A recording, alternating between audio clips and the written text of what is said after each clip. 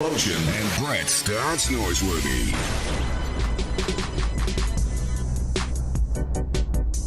Welcome in on this beautiful Thursday afternoon. Brett off, filling in. Gabe Kuhn, he'll be with me all next week as Brett gets some well-deserved time off. We are looking forward to that. Football, my friends, right around the corner. Gabe, you were at practice. Sure was.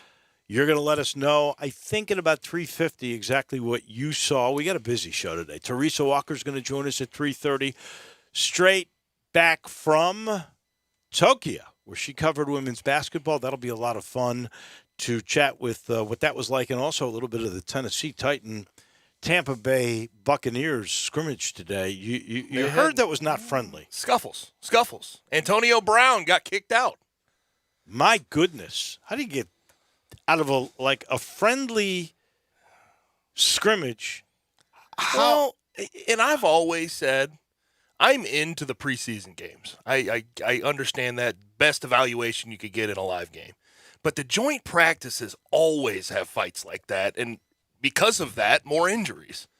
And that bothers me a tad bit with the joint practices. So explain this to me, too. This was in Tampa. Uh-huh. Do the Titans get on an airplane to do this scrimmage? Yes, they do. And it's not just scrimmages. They do inside run. They do a whole bunch of crossover team drills. Right. But I've never liked joint practices because the intentions are different than in a game. In a game, are you saying it gets dirtier? Yes, in a game you have the refs. They try to keep order. In a joint practice, you're on a practice field. The mindset is different. Trying to tear that guy's head off on the practice field. Wow.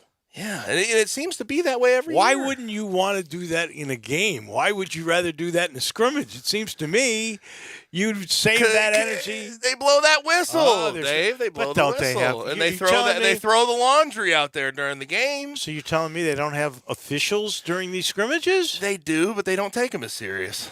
Wow. So it's actually more physical and dirtier in these scrimmages. Yes. Which is why we had 5 fights today. Yep. 5 Precisely. fights. Well, we'll chat with Teresa Walker about that. Keith Smith's going to join us. That's the NBA writer for Yahoo.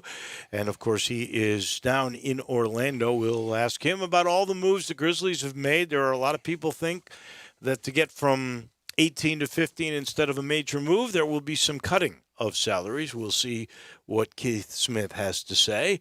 John St. Clair is our guy who is a basketball referee. He's been on this show many, many times. There's a couple of rule changes that we might ask him about. But, Gabe, there's a story. It happened while I was on vacation where Buster Kelso, the winningest baseball coach in the history of the state of Tennessee, was let go. Mm-hmm. He has not done anything that I can think of that was egregious because guess what? He is still their business and accounting teacher, and a very good one, I am told. Still doing that, but they told him he couldn't coach baseball anymore? Why? What the heck could have happened? He was, by the way, a winning program last year after he lost 15 seniors from the year before that were number 1 in the state, 8-0, on their way to I think what would have been his 11th state championship or something like that. Mm-hmm. And they just said no?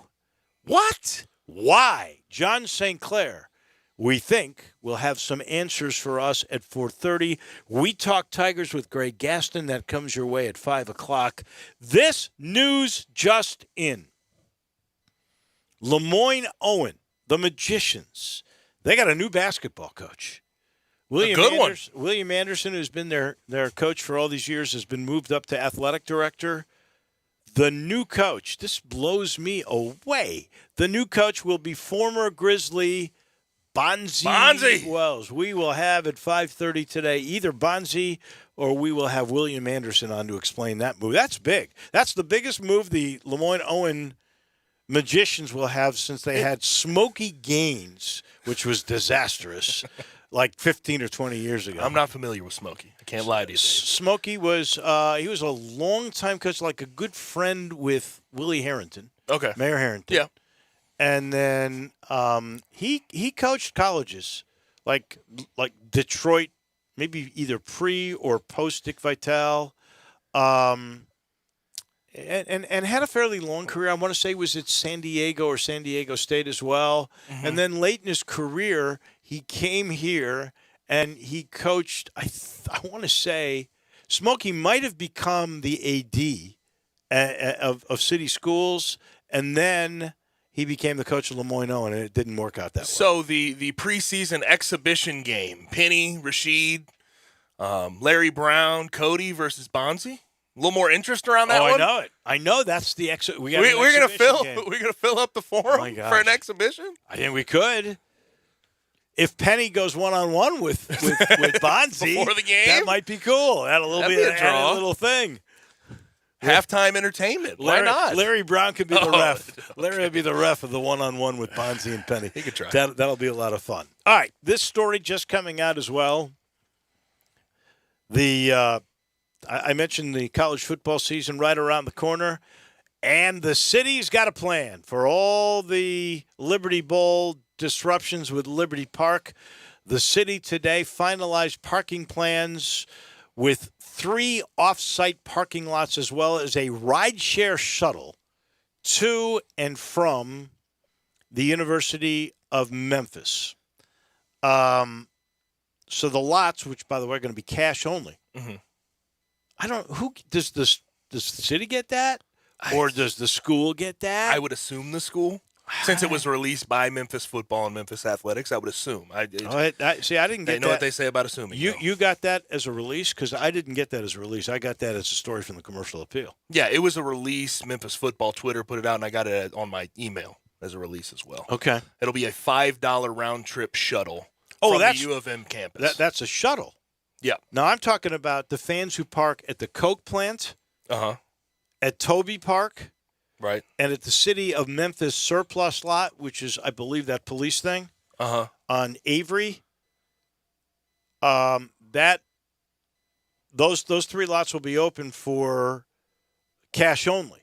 Now, so I don't know where the money. I would assume you're right on the shuttle. Right, and that's from the University of Memphis. Yeah. But I'm talking about these 3 others. Those are walking lots, I'm sure. You park there and go ahead and walk up. They're not going to have a shuttle for you. But No. I know that they had the talks early about a possible airport situation because they have a surplus of lots over there and they're not using all the spaces. I'm glad that's not part of the plan. Because that would have been too far. That would have discouraged so many people from going to the game. And there still will be, for those of you who are lucky enough to have the season parking passes, they can still park in the stadium lots they've purchased for the entire season. Tailgating will only be permitted in those lots. Okay. So you're not going to be able, I guess, you're not going to be able to tailgate in Toby Park? For Toby I don't know Park, why you wouldn't be able to do that. You always have been able to. For Toby Park, they open it for the big games, right? Not every game, but they have opened that lot before. Oh, for people. Yes, unless there's going to be 10,000, 12,000. Right. No. Shuttles will run from the Memphis campus 4 hours before kickoff and continue until 1 hour after the game ends. So you don't have a lot of time to party then. As you said, a round trip shuttle will cost $5 per person, but the parking's free. So basically, the money that you're going to get from that's going to pay for the bus. Right. And I'm glad we're getting Liberty Park. I'm glad we're going to have a destination for youth sports and then what have you, and people traveling for basketball and other sports. But at the same time, it does put a dent into what I think was a buildup of the tailgating scene at the Liberty Bowl. And I still think it'll be there. It'll be there because now more folks, if you can't tailgate at those other places, you got to tailgate at Tiger Lane. You're going to befriend people who have spots there, or you'll bring your own little thing and sit down with a stadium seat or something to make it up. So you remember, they lost all those parking spaces at Liberty Park. Mm-hmm. I guess that is 3,000 spots that were eliminated. So, according to Thomas Carrier, and maybe we got to get him on at some point next week, the 3 lots create 1,500 additional parking spaces, 4,000 on-campus parking spaces where you can take the shuttle. So that's a total of 5,500 to offset the estimated 3,000 that you're losing. Yes, but the question becomes, does it discourage folks from getting out there and going to the game if they have to park at the University of Memphis? If they have to park at the satellite parking lots? Now, granted, Toby Park's right there by Liberty Bowl. I understand that. And this isn't, again, I brought up the airport thing earlier. Right. This isn't the airport. No. But does it discourage certain people from going out? You're basically losing, because you can walk very easily. You would not be deterred if you were on Avery, especially if you were at Toby. And what's the other one I said? The Coca-Cola plant. Coca-Cola plant. That's as close as anybody. Okay, and that's 1,500 spots. So there are 1,500 that would have parked closer. So you're talking about 1,500 that are going to be deterred. I first of all, I don't think that comes into play that much for Nickel State. Right. Now, for Mississippi State, if the Tigers are 2-0 and Mississippi State's 2-0, you think somebody's going to go, let's see. I'm mad. I'm going to stay home. I'm not going to go because I got to take a shuttle. It's free parking. It's $5. Come on. Then you know what you're going to do? You'll go a little earlier. 4 hours they're going to open before, and you're going to go find a buddy in Tiger Lane, and you're going to eat their food, or you'll bring your own food, and you'll have a good time, and you'll talk about what's going to happen at the game. Yeah, I think so. I want to know, though, at the text line, AutoZone text line, 901-360-8255, what do you think about the new parking situation at the University? I think that's a very fair question to ask. AutoZone text line. And by the way, when we talk with John St. Clair at 4:30, a lot of people have an emotional response to what happened to Buster Kelso and Christian Brothers. We'll also take phone calls on the AutoZone phone line, 901-360-8255, during that particular segment. So now you know, I mean, the big stories, at least at the moment here, are we got a parking plan. I think it's somewhat reasonable. 1,500 people. It's more reasonable than what they were discussing before. Well, you got those 3 lots, and you're going to have a shuttle from the campus. How long is that bus ride down Central? I mean, come on. A couple minutes. Yeah. Not even. And it's $5. Yeah. If you're in good enough shape, you can walk that. Yes. You could walk that. I could walk that. Yes, me. Brett Norsworthy, here's the problem. If Brett Norsworthy did that walk at his pace, he'd get there at halftime. Well, no, he could get there a couple hours ahead of time. He could start the walk a couple hours ahead of time. He'd have to start really, really early, I think. And then the other thing is Bonzi Wells named the new head basketball coach at Lemoyne Owen. And I got some information here. Gaines also played in the ABA, and, yeah, I did know. He played it in the Globetrotters. I forgot about that. I was correct about Detroit and San Diego State. I want to say, though, with his first gig here, he replaced Wayne Whedon as the city school's athletic director. If I'm wrong about that, somebody text us on the AutoZone text line again, 901-360-8255. It's $20 for a family of 4 to ride to the shuttle. So you might as well just go pay for the parking. But I think that shuttle will end up being used when those other 3 lots are all used up. Somebody had texted us that on the AutoZone text line. Have another text, too, saying we can no longer tailgate with our RV. We are very sad about it. Well, and I'd imagine there are people that are going to be disappointed. I wonder how many RVs were in there. I noticed 3 or 4, but not all that many. Not like a ton. Yeah. This isn't. These are. It had been building up, though. It had been building up. Yeah. No, I would agree with that. This hour of our show brought to you every day by Lexus of Memphis at 2600 Ridgeway and online at lexusofmemphis.com. Call them at 901-362-8833. Lexus of Memphis offering the Golden Opportunity August sales event. Great offers on all 2021 models and special lease options. Drive in luxury and confidence, knowing that every new Lexus comes with complimentary first and second maintenance services. Stop by today at Lexus of Memphis at 2600 Ridgeway and put yourself in the driver's seat of the all-new 2021 flagship LS500, and you'll be looking and you'll be driving in style. When you purchase a Lexus, you get top-of-the-line engineering and design, and they make for the luxury driving experience. 901-362-8833.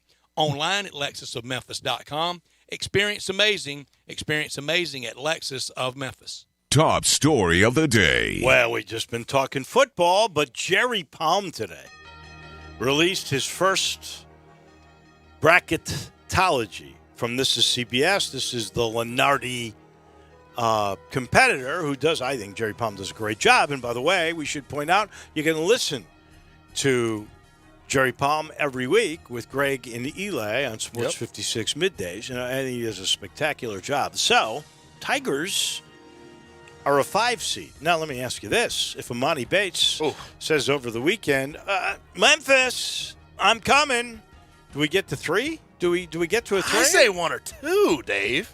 1 or 2, that's a top 8. You think they'd be top 8 in the country preseason if they get I don't know. Amani Bates? I really do I would not imagine. know. I think you got the combination of experience. You got the combination of 2 guys in the top 5 or 7 in the country in your class. It's the number 1 recruiting class. I certainly think it's 7, 8, somewhere in there. Certainly the expectations. So then you got to see seeding and breaks and injuries and everything else. But you would think you would make the second weekend for sure. So the Tigers are 5 seed.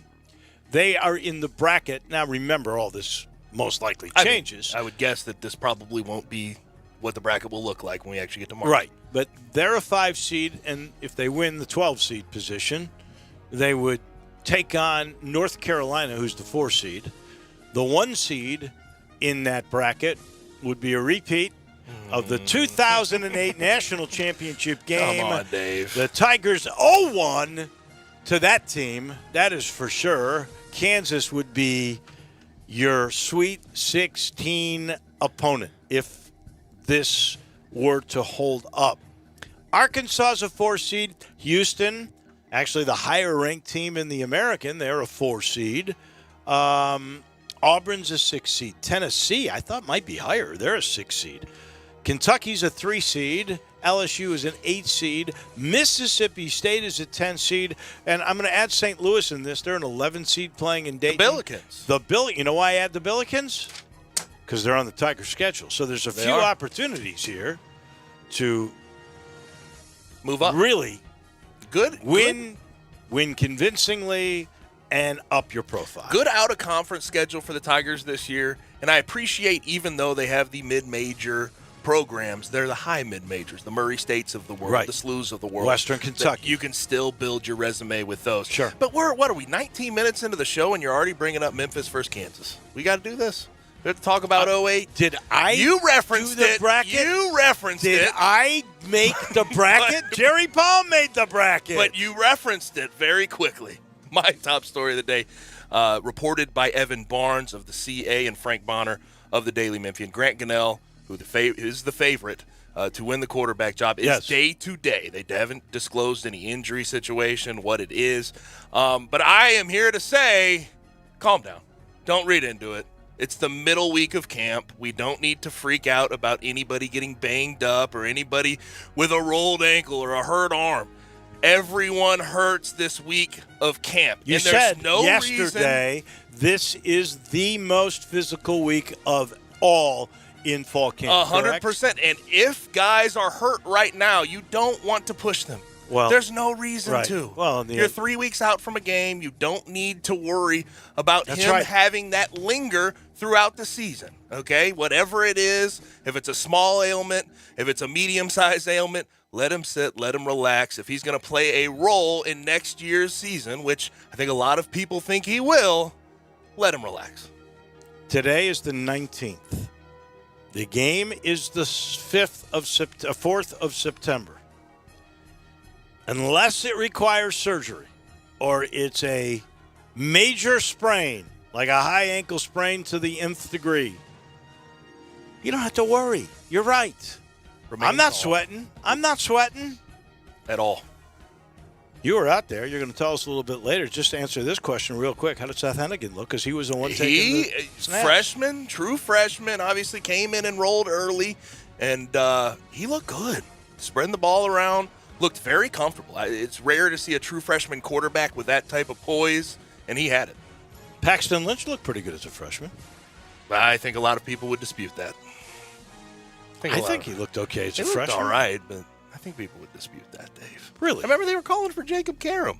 He got No, booed. they were not. He got booed. They were. You know what? The Text only line reason- 901-360-8255. Everyone remembers this. The team went into Coach Fuente's office to ask Jacob Karam to start. That was more fans than it was. Were you a part of that? I was not part of that. I did not go into that office. I promise you. And Fuente poo-pooed that. So You sure did. for good reason. And in the very beginning, he looked like a freshman. Toward the middle of the season, he looked like a pretty good player. Yeah. There's no question he was better than Jacob Karam. And the talent on that offense that first year for him wasn't quite where it needed to be fair. Not top story of the day. Now, tomorrow, 7 a.m., mark it down. The mask mandate in Shelby County begins. 7 a.m., that's for bars, restaurants, common areas of hotels, private clubs if you go inside. Now, it really means you got to wear your mask while you're walking to your table. You can take it off to eat or drink. And you've got to wear that mask when you go inside, even if you are vaccinated. And I'll tell you why. We have a strain on the hospital beds. 915 new cases in the last 24 hours. That would be concerning. 2 high school games already canceled. Wooddale and Collierville, Kingsbury and Raleigh, Egypt. So they've quickly scrambled. Raleigh, Egypt is going to play Collierville. So if you think along these lines logically, that would tell you that both Wooddale and Kingsbury have COVID cases. Yep. So they're not playing this week, and I don't know when they'll play again. And they're missing a game. It's unfortunate. It's the right thing to do. If you saw in Alabama yesterday, they ran out of ICU beds. They were negative 29 in ICU beds for COVID patients. Yeah. That means they had 29 people without a bed that needed to be hospitalized with COVID-19. It is a bad, bad situation. My not top story of the day, Washington Governor Jay Inslee, which I know it's my not top story of the day, but I do think it's the right decision, extends a statewide vaccine mandate for school workers. And if you'll remember, Dave, Yes. Nick Rolovich, Their head coach. the head coach for Washington State, had refused to get his vaccine and said that he was not telling his players to get it. He didn't need to tell them what to do. He said if they decided to get it, they could get it on their own. But it put him in a situation where he had to get it or he had to let go of his duties. He had to stop being the coach at Washington State. It's amazing. And great decision on his part, the easy decision on his part, he said he's going to get his vaccine. You know, there was a wise man who many, many years ago proclaimed on, well, not even these airwaves, on another show I used to do, and he was a staple every Tuesday. He would used to say, life is all about leverage. And as soon as the economic leverage went away from the Washington State head coach, he said, you know what? It's probably pretty smart for me to get a vaccine. Yeah. And also, school, It's also, I think, in my mind, it's the right thing to do for everybody. In my mind, too, I think a lot of states should follow suit. School workers that are around the children, our children in our community, need to be protected against COVID-19 because kids are starting to go and get hospitalized and get hurt and catch COVID-19. Well, let me tell you a story, a sad story the other way. A 31-year-old, I think she was 31, second-grade teacher at a Memphis public school. You guys can look it up if you want to. It's out there. Second-grade teacher. Now, she had some pre-existing conditions. I'll tell you that on the front end. Right. She caught from her second grader COVID, and she passed away 2 days ago. It's awful. Please get vaccinated. That's all I can say. And for those of Please. you on the AutoZone text line that want to take us to task, feel free if it makes you feel better, but you're not going to sway us. We've thought this thing out incredibly, and all the numbers show that is the smart thing to do. Those are your top and your not top stories. We are sitting in the Family Leisure Studios, and a reminder, you need to get to I-40 and Wynn Road because all the new fall stuff's coming in right now. I mean, you get a chance at really good prices, and the way they are laying out that warehouse, it's just huge, but it's so full with good stuff. They've really done a good job inside and outside. Go see Billy, go see Lindsay. Remember, great prices on the new stock coming in. They still got really nice markdowns on whatever game room products are left. Those massage chairs are pretty cool, too. Hot tubs, that's the newest thing that you really want to get into. The prices go up when it gets colder. Right now it's not so cold, but it will because fall's around the corner. Take advantage. Get to I-40 and Whidden Road. Go see my friends at Family Leisure, where family and fun all come together. We'll pause for just a minute. When we come back to Nashville, we go Miss Tennessee AP. That would be Teresa Walker on a number of topics, but we'll start with her job in Tokyo and what it's like to cover the Olympics. She comes your way in just a minute. You have opinions? Like a splinter in your mind, driving you mad. We want to hear them. Call or text us on the AutoZone listener line at 360-8255. That's the AutoZone listener line at 901-360-8255. Get in the zone, AutoZone. Acura of Memphis invites you to experience the all-new, completely redesigned 2022 Acura MDX. It's the most advanced SUV Acura has ever built. Experience the convenience of full connectivity, including built-in Alexa, Wi-Fi hotspot, and wireless charging, from the stunning interior complete with third-row seating. Stop by our state-of-the-art facility and take advantage of our aggressive APR offers today at Ridgeway and 385. Or shop online from the convenience of home now.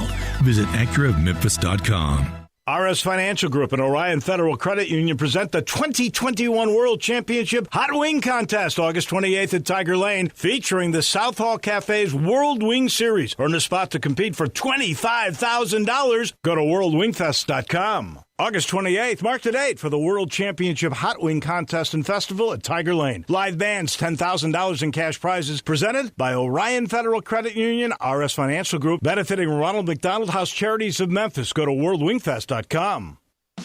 Brian Elder's Roofing Solutions. I'm Brian Elder. The great Kimmons Wilson of Holiday Inn had a slogan: the best surprise is no surprise. And that's so true. When I sit at your kitchen table, you're going to understand exactly what I'm going to do to your roof. From the underlayment to the hip shingles and ventilation, the flashing, the wood repairs, the cleanup, the crew safety, the warranty. It's amazing how many customers sign contracts being told none of that stuff. But the best surprise is no surprise. Insurance claims. Talk to your friends. More and more claims are being rejected, and only experienced claim specialists are getting those terrible decisions overturned. So if you don't hire me, please hire someone to manage the process with the experience to see it through. The best surprise is no surprise. 867-0303 or BrianElderRoofing.com. Call 867-0303. Brian Elder's Roofing Solutions. Mid-South, get ready to enjoy your summer in style sales event at Gossett Mitsubishi on the Pike. Get all-wheel control system, pedestrian detection, lane departure warning, and 5-star safety rating with your 2022 Mitsubishi Eclipse Cross SE. We Gossett $209 a month. Get advanced technology with My Pilot Assist, 7-passenger and fun to drive 2022 Mitsubishi Outlander. We Gossett $229 a month. And they're all powered by our stellar 10-year, 100,000-mile powertrain limited warranty. It's time to get your groove on at Gossett Mitsubishi, 1870 Covington Pike, or shop online at memphismitsubishi.com. If you want it, we got it at Gossett Motor Cars. Both 48 month leases, $10,000 per year, $750 loyalty rebate, $500 military rebate, $250 Ally Military CCRA Cross, NZ 003186, MSRP 27725, Outlander NZO 19057, MSRP 20080, includes all manufacturer rebates and incentives, PF 695, excludes tax title and license with approved credit. See dealer for complete details. Offer valid through 8/31/2021, dealer stock only. Now, back to Sports Time on Sports 56 with Wolo and Stats. This hour of Sports Time is brought to you by Lexus of Memphis. Here once again are Dave Woloshin and Brad Norsworthy. We like to party.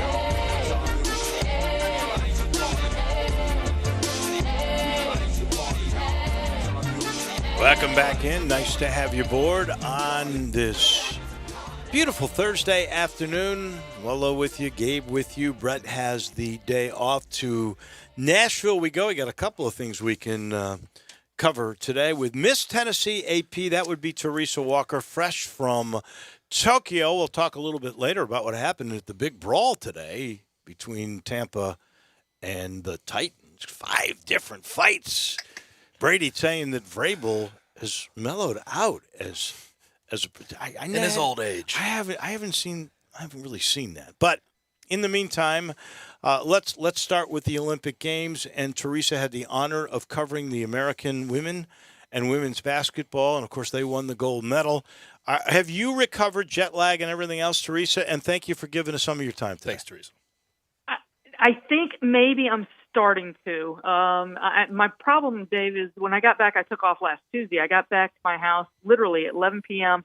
on Monday, August 9th, and took off the next day. And then, the Titans were practicing the next day, and I thought, I better do it because then they're going to Atlanta for the preseason opener, and there's not that many days left in training camp. And then I found myself working on Thursday, a little bit of Friday, Saturday, Sunday, and then, because it's college football time, so I had previews to write on Tennessee and Vanderbilt. So Monday morning I woke up and I felt like a brick wall had fallen on me. And so I took off Tuesday, and I'm kind of taking off today and tomorrow and Saturday to try, to finally push through this, because as you notice, it's college football season. Tennessee kicks off their season against Bowling Green 2 weeks from today, and the NFL season will be on us before we know it. So I am trying to rest because jet lag is real, and coming back from a 14-hour time difference is spectacular. Teresa, what were the steps every day just to go out and cover what you had to cover? Were there any extra things you had to do in regards to getting to where you needed to go? Oh, absolutely. Get up in the morning. They had something called an OSHA app. So I'd take my temperature, put that in, answer the questions. Are you having any of these symptoms? Is anybody you're working around having any symptoms? And then check that in for the day. And that would, and you had to do that every day, even after you cleared the 14 days, quote, of it was a soft quarantine, your hotel and the venue. Then then you have to pull out a little plastic tube so you could do your spit test, a saliva PCR test. Really? Yes. I never even heard of that one before, man. Me either. And but yes, every day had to go through and come up with at least 1.5 whatever milliliters, centimeters, whatever of spit into a jar, so that they could test that and then turn it in once a day. And that was just to get going. And, luckily my hotel, we had breakfast, go up for breakfast, and, that was socially distanced. They had things marked off, so you could not sit across from somebody or too close to somebody. Wow. And these were colleagues that I was walking to or riding the bus with. I was 2 blocks away from the arena. I helped cover women's basketball and helped pitch in on and run some quotes for the men's basketball on some of the U.S. men's games. So, it was fun. I had fun, but it was the most unique challenge I've ever had. This was my 6th Olympics, and these were easily the most unique. So the process was all worth it in the end? Well, yes, because I made it home. I helped cover, helped with the covering of 2 gold medal games, the U.S. continuing their streaks on both the men and the women's side. And, it's a good thing. I'm back, and now it's time for football season. Do I want to do it again? Ask me that in February. Me and my colleagues were all waiting to see who gets tapped to maybe go cover, Beijing Winter Olympics. We're inside 200 days before they kick off on February 4th. Do you want to do that? I don't know. There's also the Super Bowl in Atlanta. In LA on February 13th. So, I'm just hoping I'm doing something in February. I hear you. And you, in the past, this your 6th Olympics, when you were like having an off day in games past, you could probably go watch events at other venues just to see what they were like. Did you have that capability this time, or were you just watching hoops? Well, to go to another venue, you had to get a pass to go to that venue, and I chose not to. My colleague Doug Feinberg, who has the lead on women's basketball for AP, he did break away on one day and went to go watch 3-on-3 with the women playing, and it wasn't easy because you had to take an hour and a half ride back into Tokyo. We were at Saitama, which is actually where the Nashville Predators opened the 2000 season once upon a time against the Pittsburgh Penguins. So take an hour and a half bus ride into Tokyo, go to the main transport mall, as they call it, and then, go into our office, get one of those passes in the main press center, and then go back out, get another bus out to that venue. And then by the time they were done that night, he and, a couple other reporters who were there, they missed the last bus.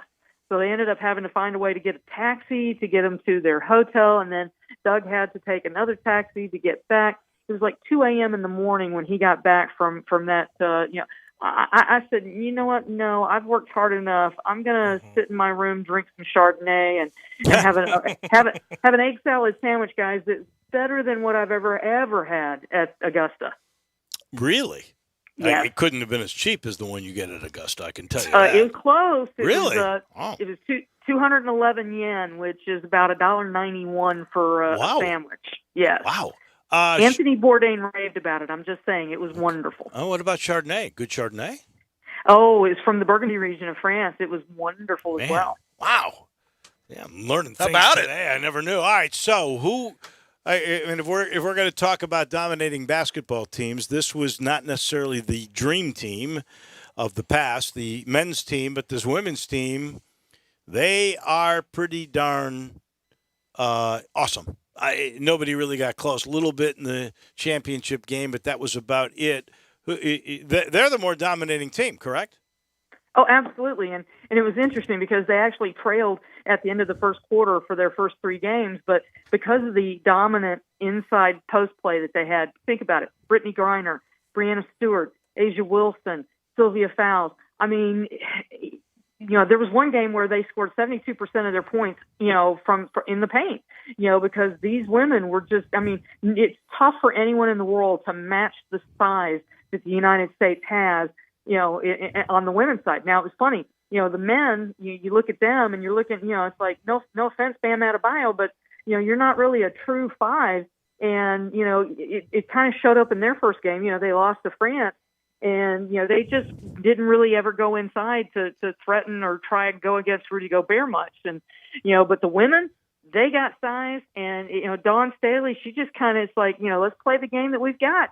And it's right there. Let's go do it. And they just kept pounding it inside, and it worked pretty well. Well, your thing about size was pretty evident, and that's the way the game or the team was built. So, you might blame Pop a little bit, but you might want to blame Jerry Colangelo because they collaborated on the makeup of this team, and they had forgotten about how big, I guess, some of these other foreign teams are.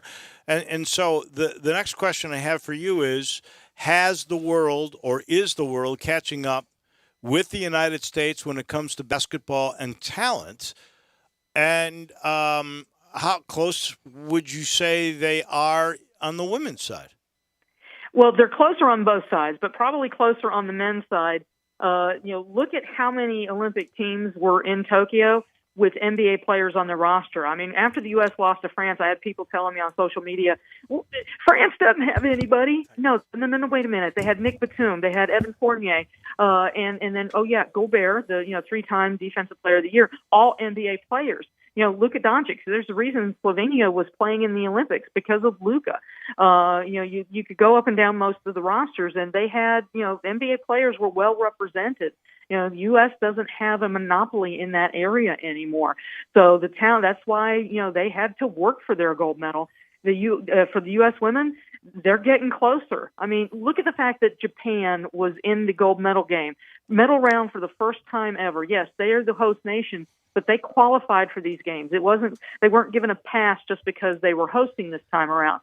So, and how do they compete? Well, they've got a guy played at Penn State, Tom Hovath, and, he plays to their strengths. They're gym rats who can shoot from 3. All of them can shoot from 3. And they're really fast, and they can cut to the basket and kind of weave around taller teams. And, they stay close to the U.S. in that gold medal game for a bit and played them really tough in the group play round. So, and then you look, Serbia is a program that, Yugoslavia had some nice tradition for basketball, but Serbia, they've now made 2 straight Olympics for the first time in their short history as a country. So, Nigeria was there. They didn't win a game, but they had Ruthie Bolton as an assistant coach. And, and if maybe they could have talked, the powers that be into letting some of the Agumikes come and play with them, they might have gotten a win. So, the strength is building. A Right. lot of the women that play on those other teams, they're playing in the WNBA as well. And, those leagues for both men and women make it easy to help level the playing field. So one thing I noticed that was very evident with the men's team is the process they had to go through to get used to the FIBA rules. Because the NBA is played much differently, and they were getting used to the contact in the paint. They were getting used to getting hand checked a little bit more. Or swiping away a ball on the rim. Yeah, is there the same process on the women's side as the men's team had to go through? Well, remember, the women also lost in Vegas. They lost Right. their All-Star game to the WNBA All-Stars, and then they lost to Australia. And so, Australia without Liz Cambage, who, took off without, wanting some time to deal with some mental stuff. So, that's the thing. It isn't easy out there, and, it doesn't take much to, Diana Taurasi didn't play in Vegas because she was recovering from a hip, and she was available in Tokyo, and that certainly helped the Americans for sure. So let's move on to the fights today. We had the joint practice. We had the Bucks. We had the Titans. Titans, I believe, traveled to the Bucks, if I'm not mistaken. Yep. AB ends up getting kicked out of practice. There's helmets tearing off everywhere. And I had this conversation with Dave at the beginning of the show. You've been covering the Titans. You've been covering training camps, joint practices for a long time. How do you feel about joint practices in the middle of camp? Well, I'll say this. It seems to be the trend of the NFL because, their teams are doing it more and more often, and, they can control the practices. They can set up the periods that they're going to have. It's 1-on-1s, 2-on-2s, et cetera. So, from the control aspect to getting work in aspect, it just seems like that seems to be where coaches are going for, preseason, especially with the paring back of preseason games this year from 4 to 3. Right. Last year we didn't have any. Yep. So it just seems like that's where we're going. But that said, on the second day, guys get a little grouchier. It was 109 with the feels like temperature down in Tampa, hot, sweaty, melty, and Antonio Brown lost it and was caught punching Chris Jackson, a DB, second-year DB for the Titans, and there's at least 3 other scuffles. A couple that Mike Vrabel had to break up, and a couple even on special teams. So that thing where everybody seems to be on their best behavior on the first day, and then the second day it's like, I'm hot, I want to beat you, you beat me yesterday, and it ain't happening again today, kind of thing. And that's it. It does seem like we get more of the fisticuffs on the second day. Well, his contention is there are officials there, but that practice field, they don't take it seriously. Guys are trying to make positions, get to be seen more, and that it's a little bit more dirty in these things. I'm with you. The reason they're having more of these is because they're paring down an exhibition game, and they got to get some work to see these guys. But he says it gets chippier in a controlled scrimmage. The practice field vibe is just different than being on a game field with the refs. Whether there's refs or not, I don't even think that matters that much when you're in a practice field setting as opposed to in a actual preseason but game. No injuries today, just a lot of gnarly. A lot of pushing and pushing and fighting. And you're right. Think about this. If you throw a punch on a game day field, the official's tossing you. You're gone. And if you do it on, the practice field, during a joint practice, well, Antonio Brown. He got to come back. Put him in timeout. They put him in timeout. That's exactly so. What they did. It is a different atmosphere. So guys can get away with stuff now that they won't get away with once the season starts. All right, we'll have to have you on in a few weeks when it gets for real and they're more gentlemanly out there. Teresa. Well, gentlemanly as far as not doing anything obvious. Let's not pretend that NFL is suddenly all clean and nice and everyone's on their feet. Overstated. Yeah. Point well taken. Thank you, Teresa. Go get Thank your you, rest, and Thanks, we'll talk Teresa. to you soon. Sounds good. Thank you. She is Miss Tennessee AP. She is Teresa Walker. I'll let you know this portion of the show is brought to you by the doc. You know what I'm talking about. I'm talking about what the doctor ordered, Poppy's Pills. That great American Pilsner from Grind City, their newest release. It's going to become the anchor. 6 years in the making for this Pilsner that's 4% alcohol. It's perfect for those of you who like a little lighter beer. If you grill out, man, it's great with a grill out. If you like to get out of your pool and you're thirsty and you want something that will satisfy you, Poppy's Pills after golf. Perfect. Poppy's Pills. Sometimes you come across a beer so smooth and crushable. Well, it cures what ails you. You take 2 of these pills, we guarantee you'll be calling the doc for more. Just what the doctor ordered from Grind City Brewing, now in Kroger, liquor stores, and, of course, the brewery, Poppy's Pills. We'll take a quick timeout. When we come back, we'll get Gabe's view of practice. That's next on Sports Time. Get happy with Sports 56 Happy Hour with Johnny Radio. Weekday afternoons from 1 to 3 on Sports 56 and 98.5 FM. Tee it up at Edwin Watts Golf Shops for the Titleist pre-sale fitting event happening August 16th through the 22nd. Be one of the first to feel the difference with the new Titleist T100, T100S, T200, and T300 irons. Featuring new materials and new refinements that power new precision. 4 irons to give you maximum performance for any type of dedicated golfer. Go to worldwidegolfshops.com and register to get a free custom fitting for your new T-Series irons today. Edwin Watts Golf Shops, home of the 90-day satisfaction guarantee. Memphis's oldest restaurant, Coletta's, was established in 1923 to give Memphians the best Italian food possible. And I'd say they got it right. They are the creators of the barbecue pizza. It was Elvis's favorite, and I know for a fact that a large will feed 1 person all weekend. If you need to feed several, though, Coletta's caters any event. Choose from homemade lasagna, ravioli, Alfredo, primavera, and so many other delicious items you can't help but enjoy. Impress employees or clients and treat them to Coletta's for lunch or dinner. Plan ahead and get your holiday party booked at Coletta's. Elvis's favorite place to go eat with his buddies at the South Parkway location, and Coletta's even has an Elvis room dedicated to him. Call Coletta's on South Parkway at 948-7652 or Appling Road at 383-1122. Coletta's. It was Elvis's favorite, and it should be yours too. Stay tuned for Coletta's 100th anniversary coming up soon. When you're ready to buy something, the first thing you do is go online. But buying a home is different. You've got loan applications, pre-approvals, competing offers, the list goes on. That's where a Realtor comes in. Realtors have expertise and local knowledge to give you a competitive edge that a search bar just can't. And in today's market, an edge is what you need. So when you're ready to buy a home, the first thing to do is make sure you have an agent who's a Realtor. Realtors are members of the National Association of Realtors. That's who we are.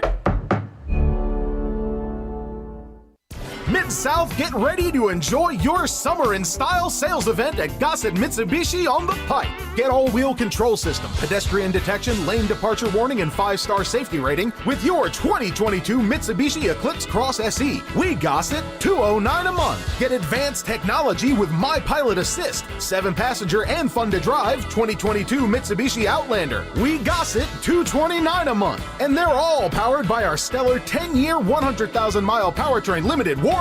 It's time to get your groove on at Gossett Mitsubishi, 1870 Covington Pike, or shop online at memphismitsubishi.com. If you want it, we got it at Gossett Motor Cars. Both 48-month leases, $10,000 per year, $750 loyalty rebate, $500 military rebate, $250 Ally Military CCRA Cross, NZ003186, MSRP $27,725, Outlander NZO 19057, MSRP $20,080, includes all manufacturer rebates and incentives, PF $695, excludes tax title and license with approved credit. See dealer for complete details. Offer valid through 8/31/2021, dealer stock only.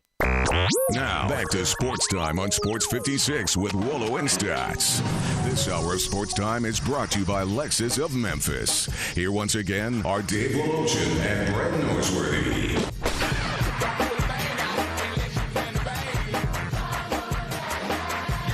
Welcome back in as we cruise through our very first hour. Have you noticed maybe your air conditioning system now in this heat is we get into prolonged periods, maybe it's struggling to keep up. Maybe it's short on Freon. Maybe you need the 16-point Energy Saver Super tune-up from my friends at Conway. It's only $69, and right now, with that tune-up, they're giving you a free leak check. That's right. They will check your Freon because You got an air conditioner that leaks Freon, you've got a problem. So now they'll come in, they'll do the 16-point checkup inside, make sure everything's running smoothly and in tune. They go outside and they will take all the dirt and the grime, all the leaves out of that outside unit, and then they're going to put a Teflon coating on the blades to help protect against that Memphis hot sun.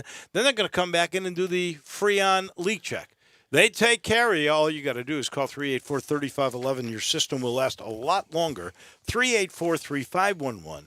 Conway Services, heating, cooling, plumbing, and electric. So you went to practice. Sure I've did. done a little research on practice. I know all 4 quarterbacks have gotten a lot of snaps. Yep. I know that Parham is the one guy on the offensive line that is a definite starter. I know we got a real battle between Robinson and Likes at center. Mm-hmm. I know Morris Joseph has looked terrific on the defensive front, and I also know that is more deep a position maybe I've ever seen it, more deep than when you were trying to block those guys. Yeah, I'd have to say so. They have a lot of guys on that defensive line that I think will make a massive difference, and you can go 3 deep in some positions. At nose, you have K'Wan Robinson behind John Tate. And by the way, John Tate coming back off of injury in his 6th year. Healthy. Looks great. And he was good when I played with him. Well, just think at the about this, University too. of Memphis. Okay, right. So he started, you were still there. Right. Your body matures as you grow older. You get natural strength to go with what you're building up. And it's brain. And that's the big thing. And when you're young, you learn how to play the game, yes, but when the game starts slowing down for you in that junior and senior year, that's when you start to play your best ball. And it looks like for Morris Joseph, John Tate, those guys are going to be a problem up front. Morris Joseph, borderline at practice, unblockable. Really? Just unbelievably good. He's going to probably play that DN position, that 4-eye, 4 technique, defense, the 3-down defensive end. They're going to have guys coming off the edge, linebacker types. They have a bunch of guys. Jalen Allen's one of them. But I think they'll be very good there, too, from the edge perspective. But the deepest thing they have, the deepest position group, I think you probably know this as well. Defensive backfield is deep, experienced, and good. And I don't know. I think a lot of people have shared the sentiment, probably best defense since 2014. And those are very high expectations because that defense was fantastic. Bobby McCain, Martin Affetti, Terry Redden. Yeah. But this defense, I have not been this excited for a defensive back at the University of Memphis since Bobby McCain. And Julian Barnett is the guy I'm looking at. He is freakish out there. 6'2", lengthy. Yeah. Pretty big, tackles, helps and run support, does everything he played you want some wide receiver at Michigan State, too. I was reading about. And from what I understand, and my brother works Big Ten Media Days every year. Right. He's out there in Cedar Rapids, covers Iowa all the time, very entrenched in Big Ten country. Word is on the street that Mel Tucker was not very happy when Julian Barnett left Michigan State. Huh. So he is a guy that was very wanted at Michigan State, because sometimes you talk about some of these transfers. They were sort of throwaways by the staff that they were with. Julian Barnett was not that. Julian Barnett was the guy that was going to make a difference, and not to mention only a sophomore right now. Well, 2 more years. Didn't he and Dobbs go to the same high school? Yes. They've in Michigan. Mentioned yesterday that they've known each other since they were 12 years old. Wow. So he's one corner, right? The other's going to be Jacoby Francis? Jacoby Francis. LaAndre Thomas will be out there probably in a safety position. But they have and Quindell Johnson. They have a massive rotation. I mean, they have a massive rotation. Well, let's put it like this. When you've got a guy like Coffey and Rogers that they took from defense to switched to offense, you know darn well they're really deep on the defensive side of the ball. 100%. And part of the reason you switch those guys over is because I think even though, I think we've gotten spoiled when we look at the wide receiver position at Memphis. We've gotten spoiled with how much talent has been there and how deep it's been. I think this is a more thin group than we've seen in the past. But that does not mean by any stretch of the imagination that it's a bad group. Well, let me just say this. If they move like Gabe Rogers, say, if he becomes a wide receiver or a slot receiver or whatever, I know he's got breakaway speed because I watched him return a touchdown last year. Yes, he's very fast. Very, very fast. And I'll say that I think they have a couple tricks up their sleeve in regards to getting that wide receiver room to the depth they want it. This portion of our show is brought to you by James Davis. You want to look as slick as those wide receivers may be on the field, you have to go see my friends in Laurelwood. It's the best men's store in the city by far. I think it's the best in the state, maybe in the country. It's got all the brand names, and it's got the stance system, and the only place in Memphis that has the stance system. If you don't know what that is, it is the perfect fit system. With shirts, it's 3 measurements. With pants, it's 2. And you get a custom fit, either pant or shirt, that literally fits you better than the way you used to go to the tailor years ago and get 15 or 20 measurements. I'm amazed. And they do this in like 30 seconds. Take the measurements, feed it into a computer. There's an algorithm that figures out like 80 different fabrics to choose from, and it fits perfectly. In the pants, the leg, the seat, the bottom, all absolutely tailored to you. You know, sometimes if you got a little bit of the waist or a rear end, how it bags up, gets a little bulky in the behind your thighs. Not with these. Everything fits perfectly. The cuff is absolutely the right length. It's amazing. And the only place you can get that kind of fit, and it's a great price too, it's at the James Davis Men's Store in the Laurelwood Shopping Center. They'll take care of you. The same crew have been around for years and years and years. Go see Rob Joyner. Go see all the crew. They have all the fall fashions coming in right now. Looks like a rainbow in there. Please go. Tell them we sent you. You'll love everything about James Davis Men's Store in the Laurelwood Shopping Center. There's an hour in the books. When we come back to Orlando we go. Keith Smith on the NBA. He's next.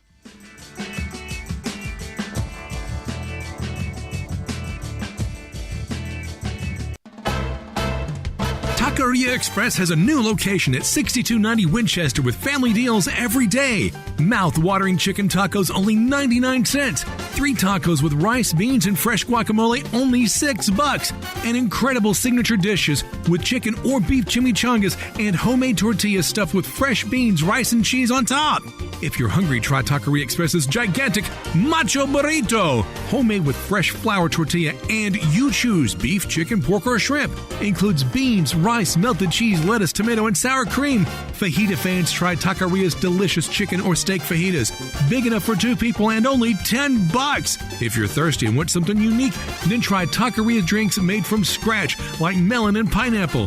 Margaritas are buy one, get one free, and they got a little kick to them. For real Mexican food, Taqueria Express, 6290 Winchester. We'll see you guys there, and don't forget those strong margaritas. Buy one, get one free. Mid-South, the time is now to trade up to a Kia sales event at Gossett Kia on Covington Pike. You want to ride with 41 MPG Highway? We Gossett 2021 Kia Rio $249 a month. You want 0% at $282 a month? We Gossett with 2021 Kia Forte. And all-weather rugged 2022 Kia Seltos $332 a month. Plus peace of mind with Kia's 10-year 100,000-mile powertrain limited warranty. Trade up and get top dollar at Gossett Kia 1900 Covington Pike, or shop 24/7 at KiaCovingtonPike.com. Ask for Bobby J. He'll put you in a new Kia today. If you want it, we got it at Gossett Motor Cars. All $29.99 due at signing. Rio ME 418 570 60 at 0.9% APR. MSRP 17.2. Forte ME 393 458 60 at 0%. MSRP 19,940. Celtos N 724 9948 66 at 1.9%. MSRP 23,910. Includes all rebates and incentives. PF 695 excludes tax title and license with approved credit. See dealer for complete details. Valid through 8/31/2021. Dealer stock only. Must finance through Kia on APR offer.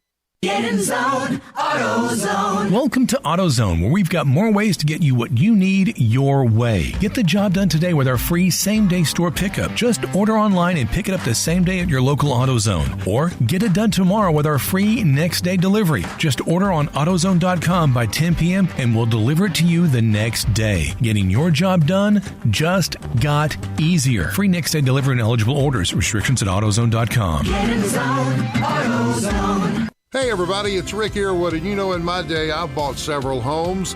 and nothing can be more overwhelming and time-consuming than trying to secure financing. Let me steer you in the direction of Tommy Cotham at Bartlett Mortgage, a guy that's been originating loans for 25 years in the greater Memphis area. Tommy does all products, conventional, FHA, USDA, VA. Maybe you're wanting to stay in your home now and just refinance. He can do that as well. So hey, go ahead, give Tommy a call at 901-335-7308. Get your pre-approval so you'll know what you can spend, find your home, and then pack your boxes and get ready to move. It's that easy with Tommy Cotham at Bartlett Mortgage. Call him today at 901-335-7308. Once again, that number, 901-335-7308. Tell him Rick told you to call.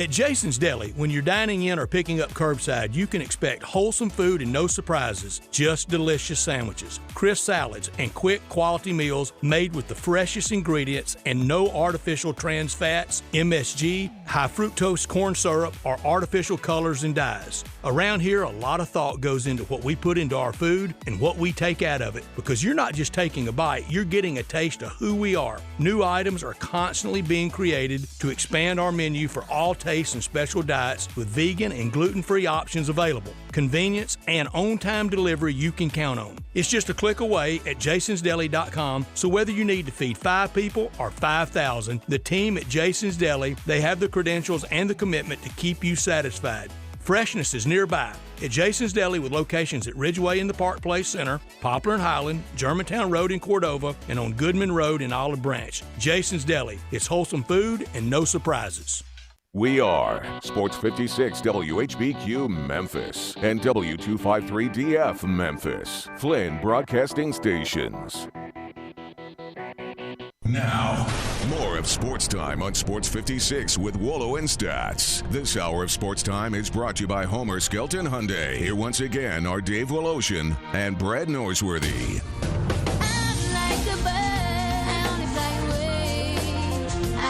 Welcome in hour number 2 on this Thursday. Gabe Kuhn sitting in for the vacationing Brett Norsworthy. Interesting day today. The city has come up with a new Liberty Bowl parking plan for all the big games. 3 new parking lots and really a 4th if you want to count the University of Memphis. 5,000 parking spaces there. So there will actually be more parking than there's ever been. But you will, 5,000 if you have to take a shuttle. There's free parking, but the shuttle will cost you $5. There's Avery, there is Toby, and there is the Coca-Cola plant. And so if you add up all those, you're ending up losing, I think, about 1,500 close spots that you would have had where the new Liberty Park is coming. We learned today, we're hoping to have him on at 5:30 today. Lemoyne Owens got a new coach. It's Bonzi Wells, the former Grizz. How about that for a story, Gabe Kuhn? I love it. I love it. Tigers made the newest or the first of the brackets from Jerry Palm. They're a 5 seed in this way too early thing because we still don't even know about Imani Bates, who will be leaving us tonight to go to Oregon. Leaving us. Think he enjoyed his meal last night? Don't even know where it was. He had it at Coastal Fish. He did? Coastal Fish. They took him over to Coastal had Fish. It at Tom Powers' place. Yeah. I love that. No, fantastic place. By the way. Yeah. Great view. Best view.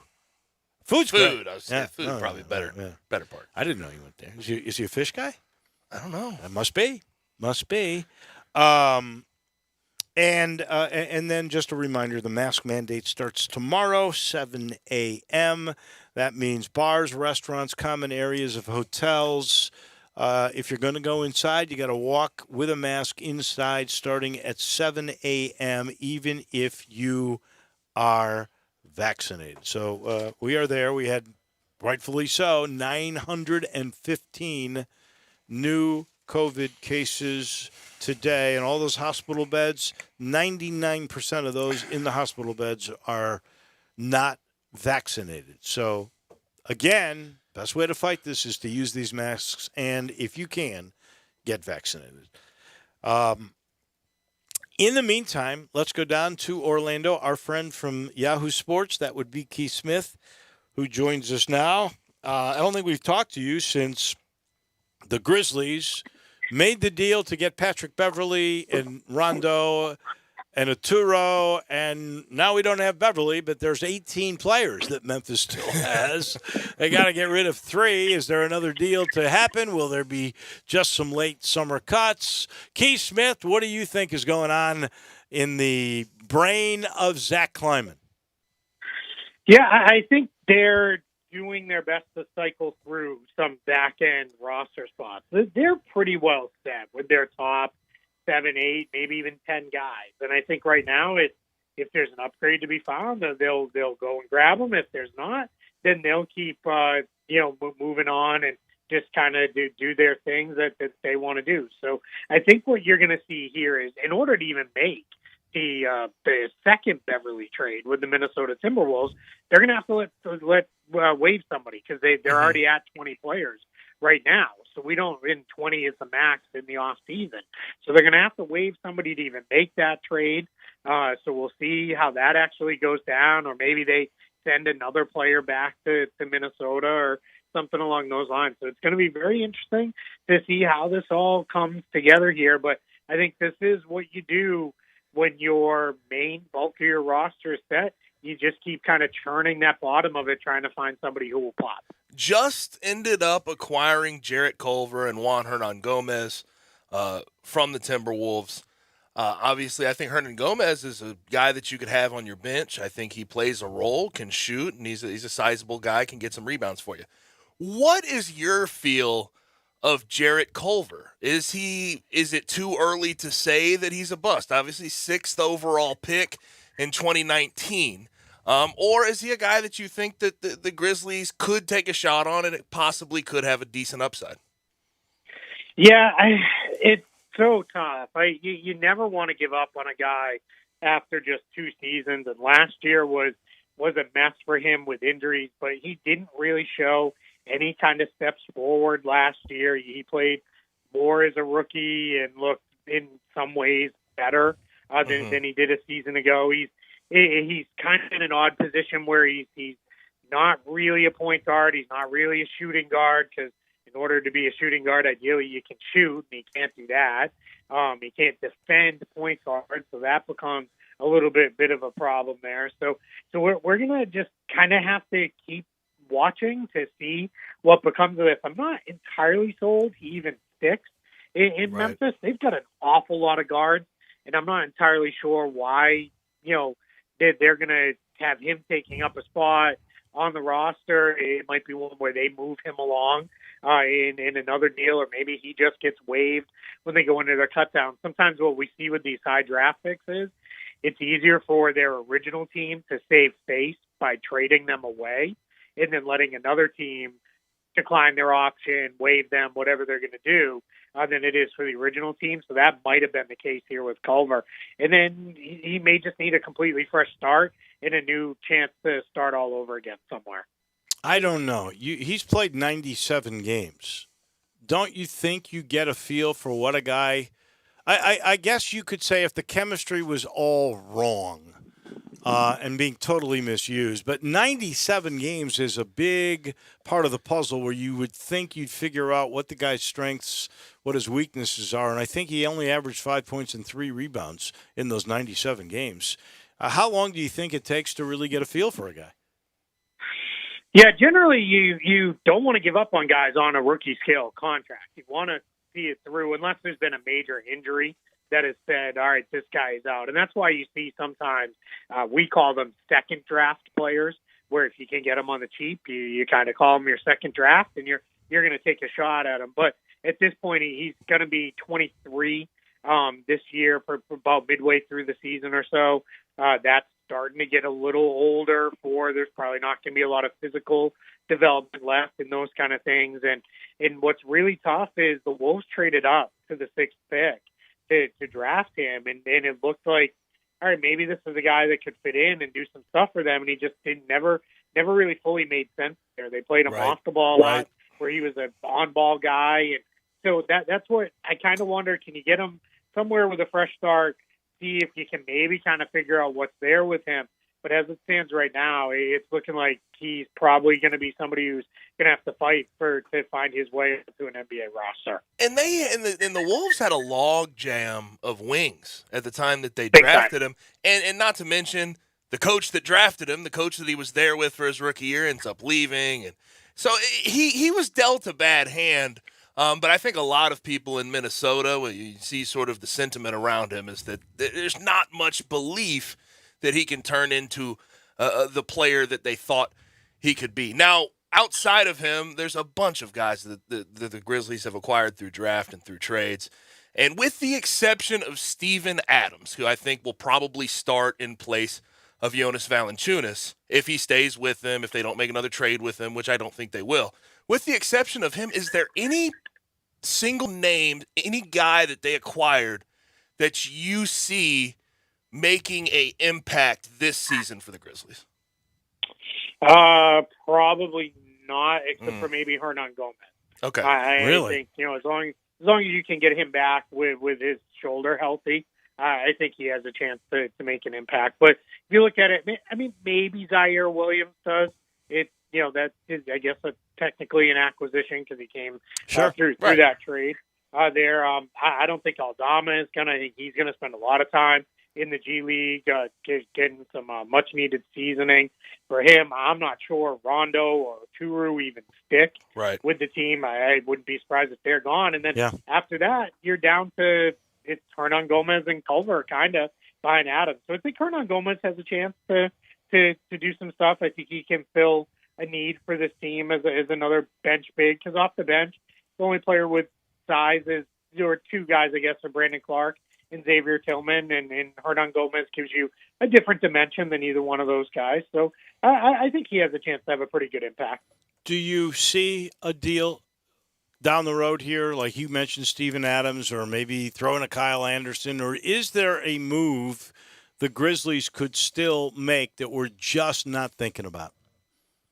Yeah, there could be. I don't know who they would necessarily go get, but it's starting to be. I made this point. There's two teams, and Memphis is one of them, the Atlanta Hawks are the other one, that as you look at their roster, they have between 10 and 12 guys who are legitimate NBA players. And in both teams, some of those guys are very young and they need to play because you have to kind of find out what they are. You can't get into years 3, 4 of a rookie scale deal with still a lot of questions about, okay, well, what is this guy? Or what do we have in him? So I think what Memphis is kind of screaming for is a consolidation trade. And we saw the teams around them in the West, a lot of them got better. So I think if you're Memphis, you're probably more even than necessarily better. I don't hate any of the moves that they made. I think they were all reasonable and smart moves longer term. So I understand why they did them. I think just for this immediate season, if you could find a trade for a couple of your guys, consolidate, 2-3 players into one really good player, I think that'd make a lot of sense. And that's where you start looking, if you're me, my eyes start looking at Kyle Anderson's an expiring contract. What's the thought around re-signing him? And for how much? Tyus Jones is an expiring contract. Do you need to really consider re-signing him? And that's about 17, 18 million in matching salary. That goes a long way to getting you a pretty good player. Well, you said something interesting to me right there. Other teams have gotten better, and maybe this team has gotten even. And I'm not sure, honestly, that it stayed even because you you traded away Valanciunas and Grayson Allen, and both of those were pretty much starters. Valanciunas was definitely a starter, and Grayson Allen started more games than he didn't when he was out there. And what have you gotten back? You got back Steven Adams, who will be a starter, and then you've gotten Zaire Williams. Let's throw him in there. Aldama, you got to throw him in there, and all these back of the rotation guys that you just said is, got to consolidate. And I don't think it's actually even. I think they've dropped a bit for what they hope will be a great future. It's certainly possible that they have. Now, I think Adams and Valanciunas are very different players. I think you've downgraded your offense, but I think your hope is a full season of Jaren Jackson Jr., continued improvement from John Morant, in some of the younger players. That makes up for the difference between Adams and Valanciunas. Offensively, Adams is a better defender than Valanciunas. It's not by a massive amount, and his offense goes, he's a better screener. He still remains one of the best screeners in the league, and I think you're going to see them transition to this offense is going to be a lot more Ja and Jaren based now than playing through Valanciunas. I think with the Allen trade, that is one where that might sting if guys like Anthony Melton aren't ready for a bigger role in Desmond Bane. If those two guys are ready to play more and carry, the minutes and make up what Allen had played, that's why you make that trade, because re-signing him next year was probably going to be kind of an issue. The team's teetering right on the borderline of, all right, we got to, kind of commit to these guys or move them on with a handful of players here.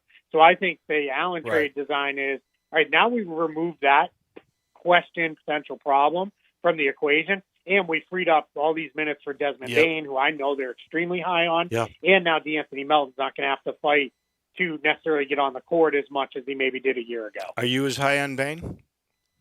Yeah, I like Desmond Bane quite a bit. I think he is going to be every bit as good a shooter as Grayson Allen was, if not better.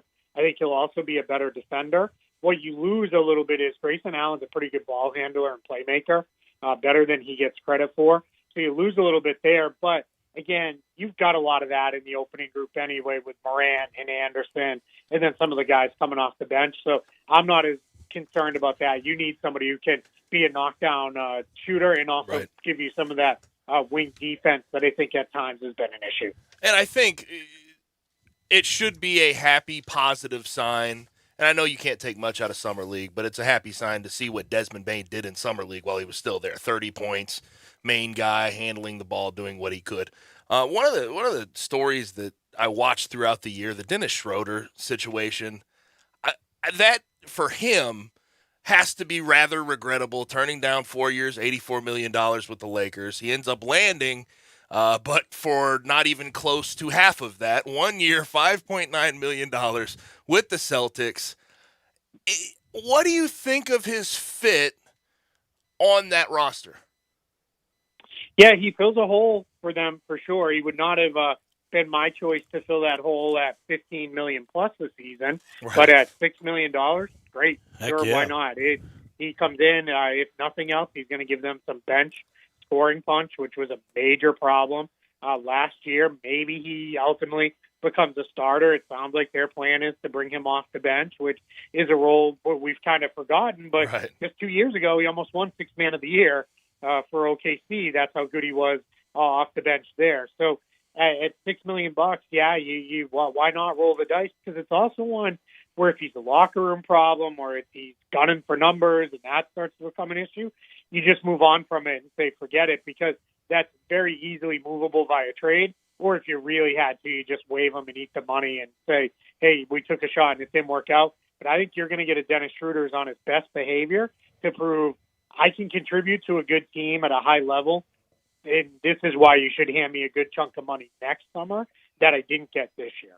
We're talking with Keith Smith, our friend from Yahoo Sports, writes on the NBA from Orlando. And there was a survey taken of 10 NBA scouts. They asked, who is the best player in the NBA?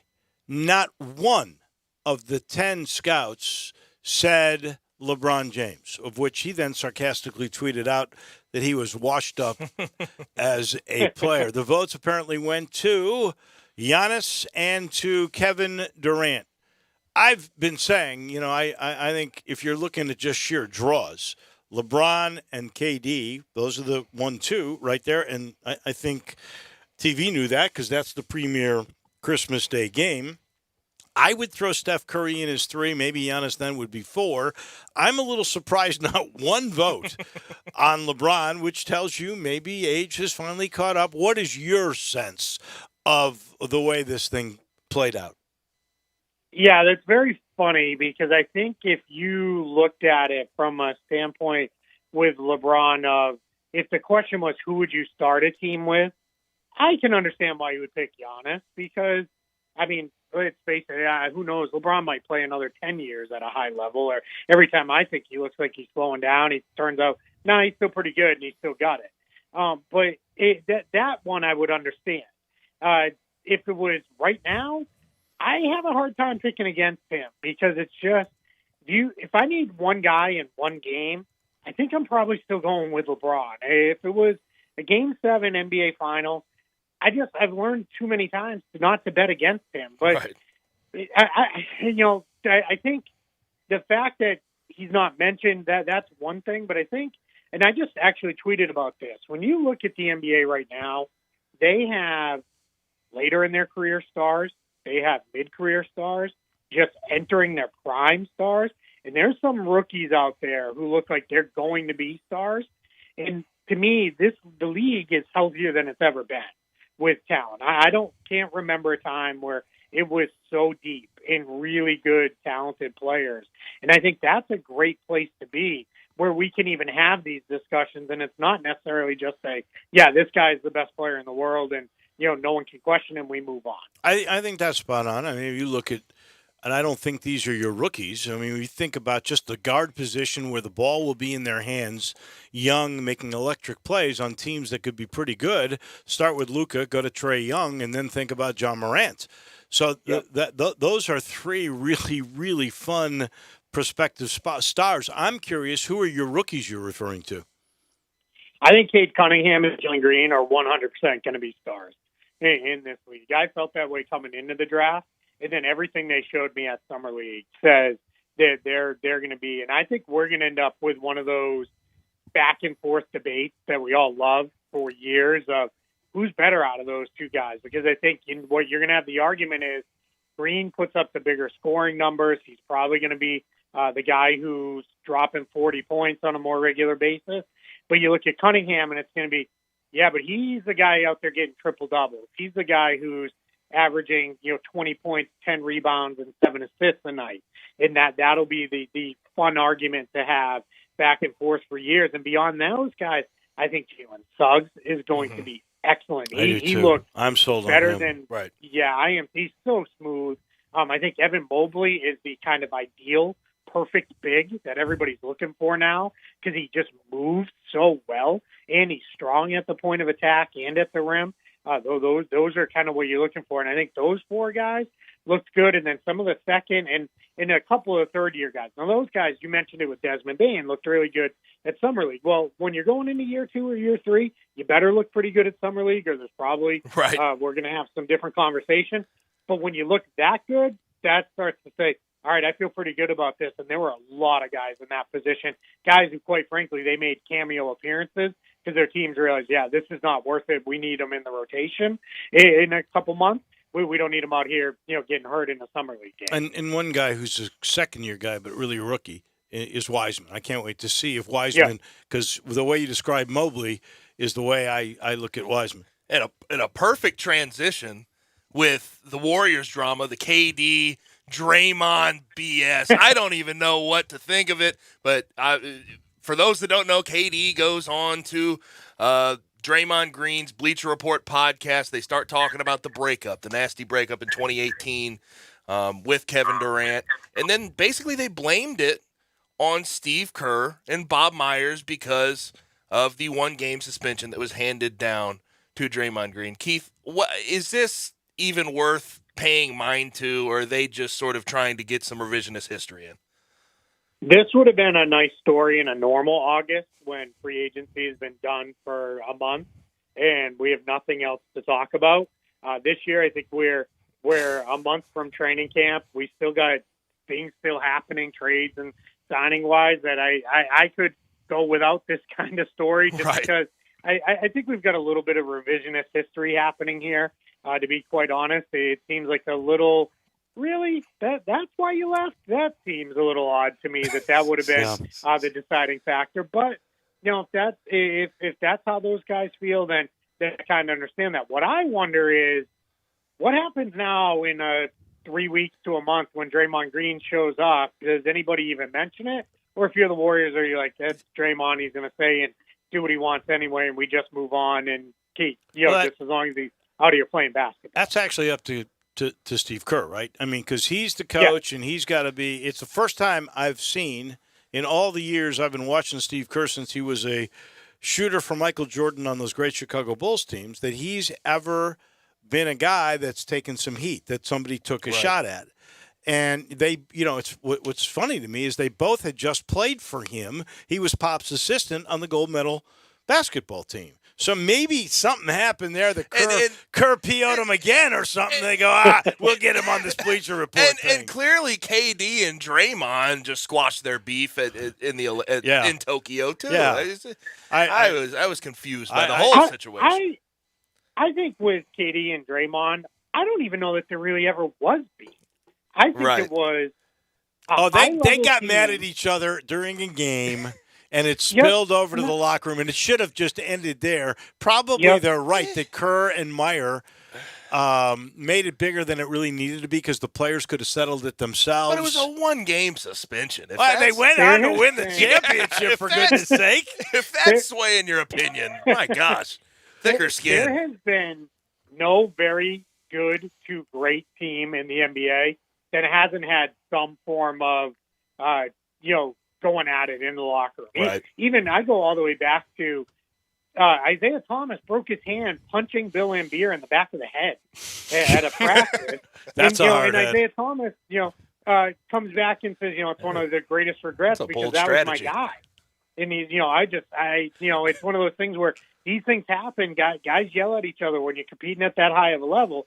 The reason why it was such a big deal is everyone saw it, and everyone saw it with Kevin Durant, who, quite frankly, there are a lot of people who are pushing he never should have been there anyway. That was always, he wasn't really part of that team, and they didn't want him there, and all these other, nonsense stories that came out where it's, I think it was, one of those things, it was a nothing thing, and now, clearly, as you said, those two guys have, long since put it past, and they're moving on. He was the Finals MVP, so it ended up working out okay. As always, Keith, we appreciate it. We'll talk to you next week. You enjoy the rest of your week. I appreciate it. Thank you for having me. Thanks, Keith. Keith Smith from Yahoo down in Orlando. He's brought to you, in fact, this hour is brought to you by Homer. Homer Skelton Hyundai in Olive Branch. Genesis of Olive Branch. They got G70s, they got G80s, they got G90s on the lot. Don't have too many of those vans yet, but they got the SUVs coming sooner or later when the supply chains all catch up. But right now, I promise you, if you would like the best performance car I've ever driven, you can get a G70. And not only are these the safest cars going, just like the Hyundai, safest cars in the world by all the motor magazines and all the surveys that are taken, but they're durable. Every new car, Hyundai or Genesis, you get a 10-year, 100,000-mile limited powertrain warranty. Listen to me. They think so much of the product, they're guaranteeing it for 10 years.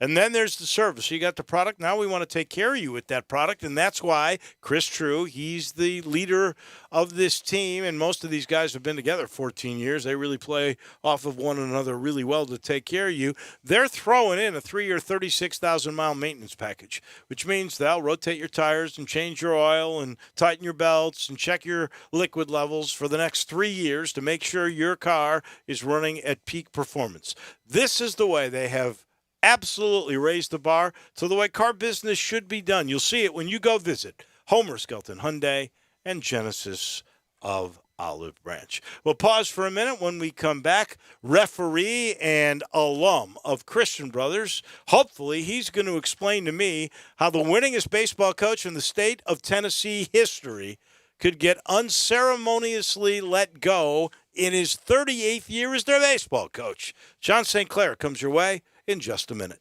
Greg Gaston and Eli Savoy take you through lunch from 10 to 1 weekdays, only on Sports 56 and 98.5 FM. RS Financial Group and Orion Federal Credit Union present the 2021 World Championship Hot Wing Contest, August 28th at Tiger Lane, featuring the South Hall Cafe's World Wing Series. Earn a spot to compete for $25,000. Go to worldwingfest.com. August 28th, mark the date for the World Championship Hot Wing Contest and Festival at Tiger Lane. Live bands, $10,000 in cash prizes presented by Orion Federal Credit Union, RS Financial Group, benefiting Ronald McDonald House Charities of Memphis. Go to worldwingfest.com. I'm Brian Elder. The great Kimmons Wilson of Holiday Inn had a slogan: the best surprise is no surprise. And that's so true. When I sit at your kitchen table, you're going to understand exactly what I'm going to do to your roof. From the underlayment to the hip shingles and ventilation, the flashing, the wood repairs, the cleanup, the crew safety, the warranty. It's amazing how many customers sign contracts being told none of that stuff. But the best surprise is no surprise. Insurance claims. Talk to your friends. More and more claims are being rejected, and only experienced claim specialists are getting those terrible decisions overturned. So if you don't hire me, please hire someone to manage the process with the experience to see it through. The best surprise is no surprise. 867-0303 or BrianElderRoofing.com. Call 867-0303. Brian Elder's Roofing Solutions. Hey, Mid-South, are you ready to trade up to a Kia sales event at Gossett Kia South Mount Moriah? We're ready, Randy, with the best ride you'll ever drive. 2021 Kia Forte LXS, we Gossett at $249 a month. 2022 Kia Soul GT, it's ready to ride at $305 a month. And Jeff Allen, I hear you've got American-made 2022 Kia K5, now $379 a month, and every Gossett Kia comes with Kia's 10-year, 100,000-mile powertrain limited warranty program. So whether you live in Horn Lake, South Haven, Olive Branch, or Memphis, you'll be happy at Gossett Kia on Mount Moriah, 2680 Mount Moriah, or KiaMountMoriah.com. You heard the man, Jeff Allen. Don't miss the trade up to a Kia sales event at Gossett Kia South Mount Moriah. All $29.99 due at signing, all 72 months at 2.9 APR sold in 715-1544 MSRP 24,200 K5NG 103,647 MSRP 28,985 Forte LXS MSRP 20,590 includes all rebates and incentives. PF 695 must finance through Kia on low APR. Excludes tax, title, and license with approved credit. See dealer for complete details. Offer valid through 8/31/2021. Dealer stock only. For over 8 decades, America's farmers have counted on the Little Red Tractor from Case IH, the Farmall, to help them make short work of their demanding chores. Well, Mid-South Ag can show you they aren't just for farms anymore. With horsepower ranging from 30 to 105, plus an army of attachments, they can tackle every chore on your to-do list, from hauling and mowing to loading and towing and then some. Stop by Mid-South Ag Equipment or call 662-890-3141 to find a Case IH Farmall that's right for you. Now, more of Sports Time on Sports 56 with Wolo and Stats. This hour of Sports Time is brought to you by Homer Skelton Hyundai. Here once again are Dave Ocean and Brett Norsworthy. My world strapped against my back.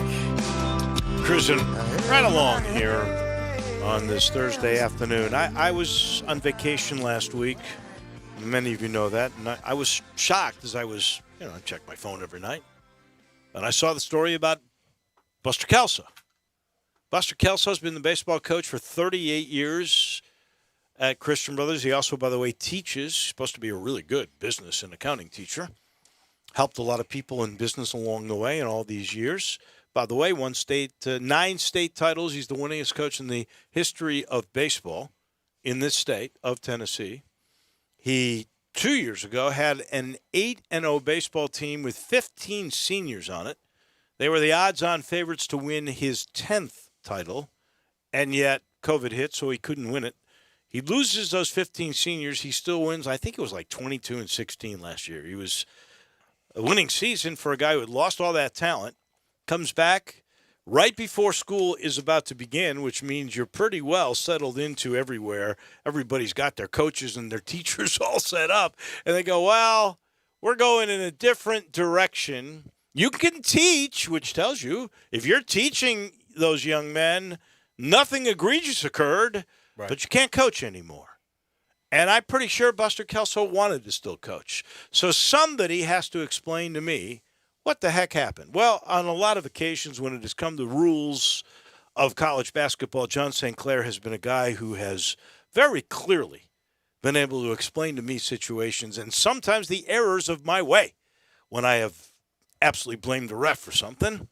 So I decided he's the guy that wrote this beautiful email to the administration about what was going on. How could this occur to Buster Kelso? So I decided I would have him explain this to me. John St. Clair, thank you for giving us your time today. Let's start with that very question. What happened? How could Buster Kelso, after 38 years, just be let go? Dave, thanks for having me on. I really appreciate this, and that's a great question. I'm not sure that I'm going to be able to provide you any answers today because, frankly, the administration over there, the relatively new administration over there, has been very shy about addressing any of the public outlets and the media outlets that have contacted them.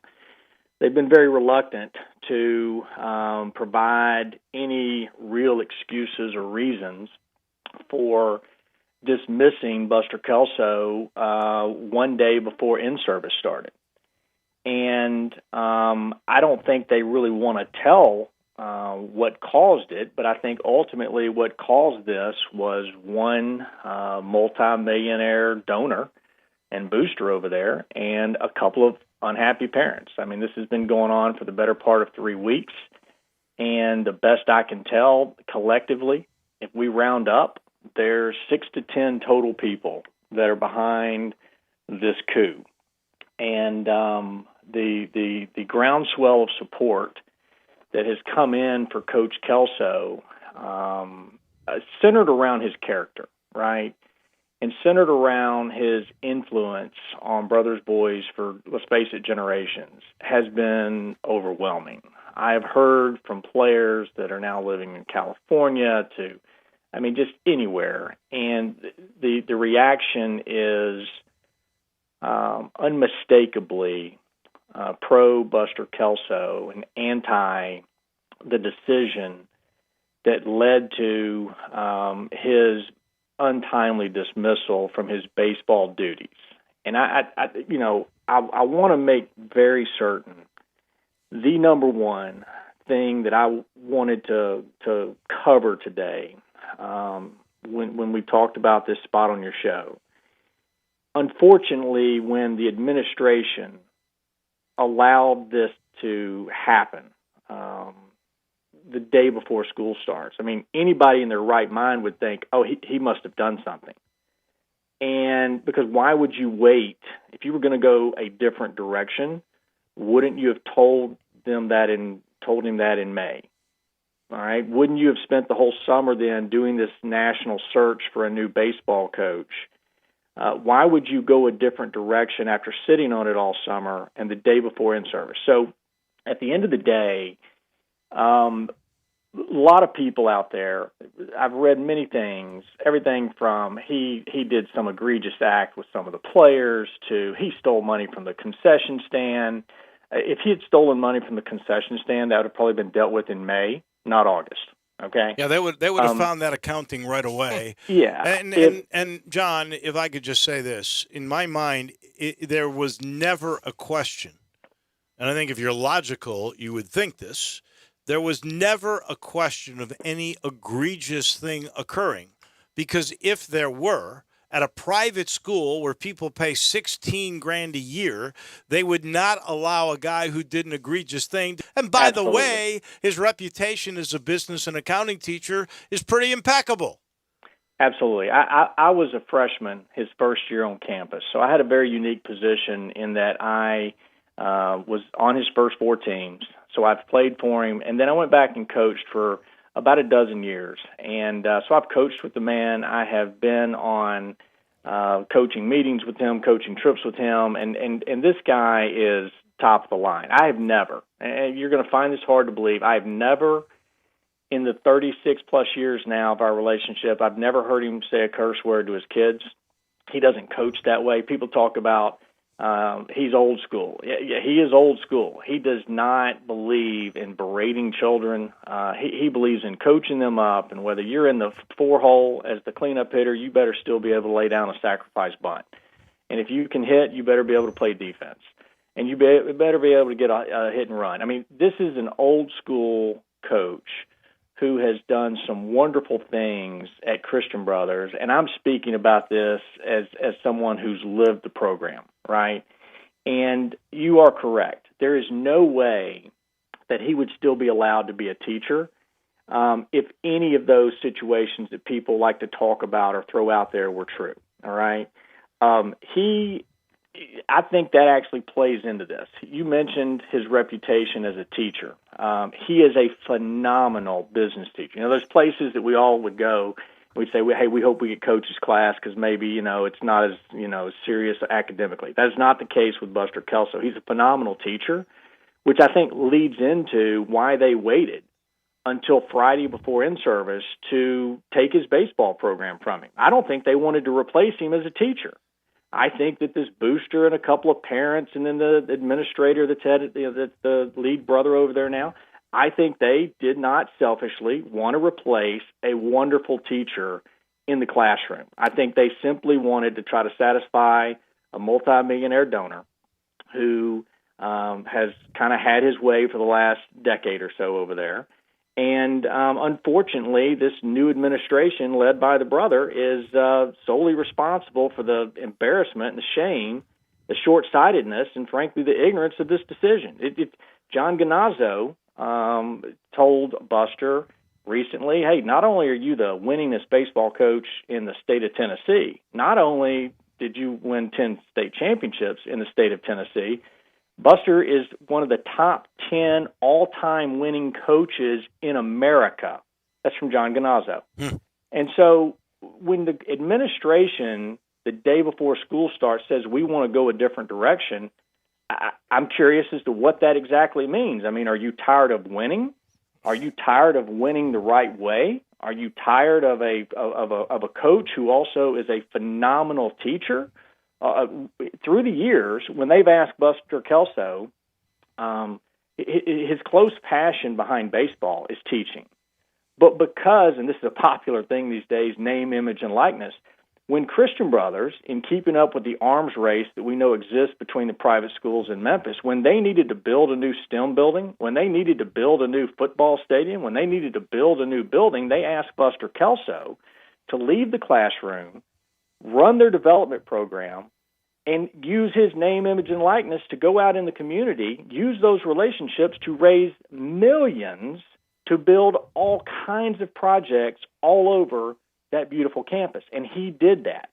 And upon those projects being completed, he was essentially allowed to go back into the classroom and do what he wants to do, and that's teach and coach baseball. Did he ask?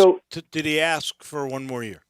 Absolutely. I think when they sandbagged him on a meeting on a Friday before the in-service on Monday, he had no idea what he was going in for this meeting, and he walks in, there's 6 or 10 people in there, and he had no idea. And when they talked about it, it's my understanding that he said, look, I've got a contract. I'd like to fulfill my contract to be the head baseball coach and continue teaching here this year. And if you all decide you want to go a different direction at the end of this year, then let's figure it out. And it's my understanding they actually gave that consideration, but ultimately decided, we're not going to do that. That would be the right thing to do, and we could paint this as your retirement, or we could paint this as you decided to give up your baseball. No, they decided, no, we're not going to do that. And for whatever reason, and I think the reasons is because they were listening to a very small but monetarily influential set of parties there that influenced them to not allow that to happen, not allow them to let this guy go out in style or have his Coach K moment that's occurring at Duke and the like. So if I'm reading through what you're saying, John, and I hate to be so forward with this question, the group of individuals you're speaking of have a personal vendetta against? Well, let's just put it this way. I think that there's some vengeance in there, and I think it may come back from Buster Kelso, in fact, is old school. And if you're a multimillionaire and you want to go a certain direction in a certain area and you're told no, there's a lot of multimillionaires that don't like that. That sows a seed of vengeance. If you have a relative that, say, comes through the school and he's just not quite good enough to make the baseball team, and he gets cut, and an administrator comes to old school Buster Kelso, who cannot be bought, and says, hey, listen, before you make these cuts, I think you might want to consider that maybe you want to add one more to the list. And old school Buster Kelso says he's not good enough. And if I add this person to the list, that means the 18th person that's on there doesn't get the opportunity. He doesn't care what you're worth. He doesn't care who you're related to. He doesn't care what else you may bring to the table. He cares about you, your baseball talents, him developing it, and turning you out to be a productive citizen that represents Christian Brothers High School in the best manner possible. Right. But when you do that, seeds of vengeance may get sown. 6 guys maybe who are putting up a lot of money. What about all these other people? I read with the Calkins thing, and you've shown me a stack of people that have emailed you in defense, in rallying for Buster Kelso. What happens to those people's donations? Also, what about the competition? What are the other coaches who would be playing Christian Brothers? What are they saying? Yeah, so a lot of the emails, the texts, the phone calls I've gotten, in essence, they're saying, listen, we're not going to honor the pledges that we've made currently. I know for a fact people have changed their estate plans where they were leaving a large part of their estate. There was a former teacher there named Mr. LaVecchia that inspired a lot of people that he left his entire estate, over $1 million. And there was one person in particular that told me he wanted to top that. But because of the actions and the lack of integrity behind this decision, there was no way they were going to continue to have them incorporated into their estate plan. When Buster was told he was no longer going to have the baseball program, I am told that it was because he supposedly didn't have relationships with his players, didn't have relationships with the community, didn't have relationships with the baseball community.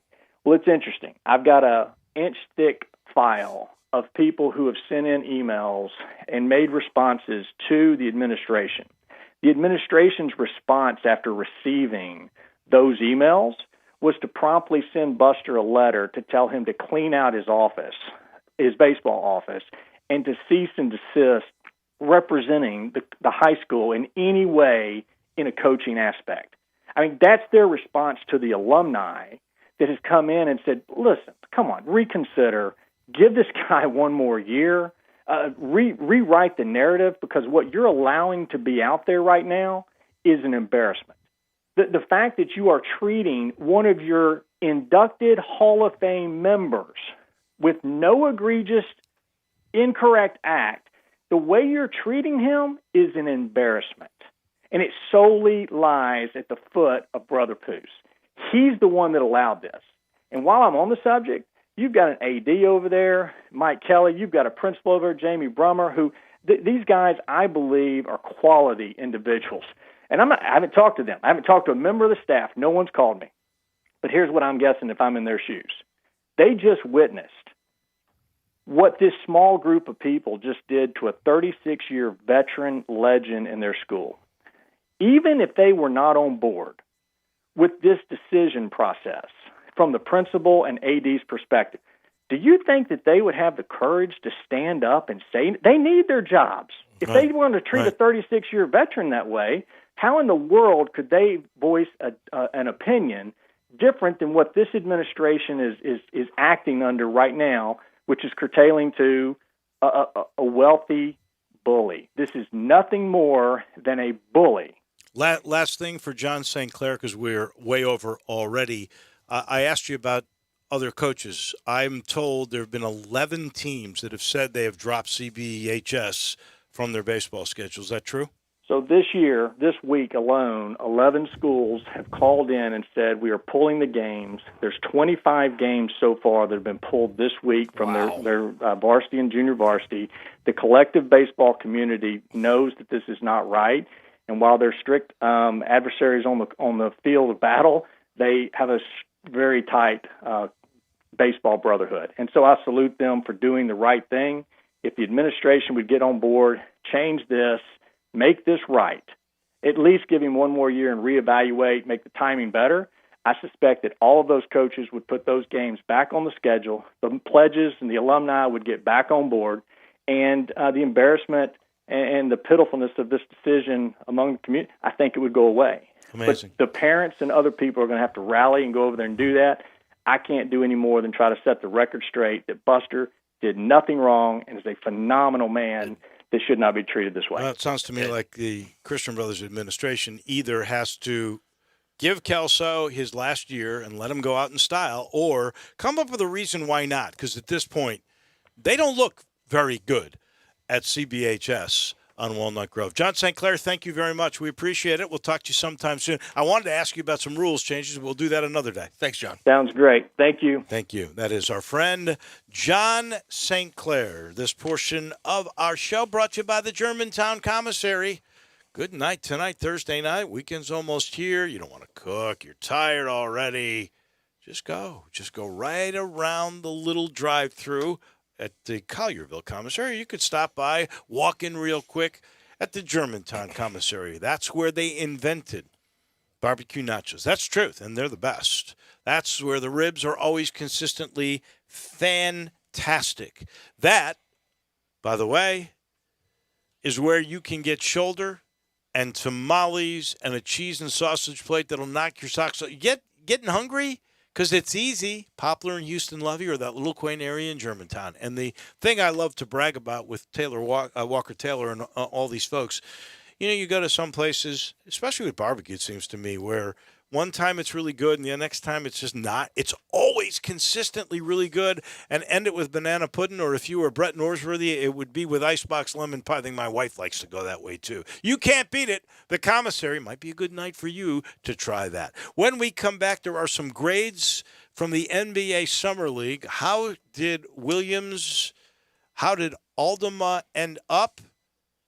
Gabe Kuhn's going to let us know that in just a second. Be sure to follow us at Sports 56 WHBQ on Twitter, Facebook, and YouTube to watch live video of our shows. Stay up to date with station events and have chances to win prizes from Sports 56 and 98.5 FM.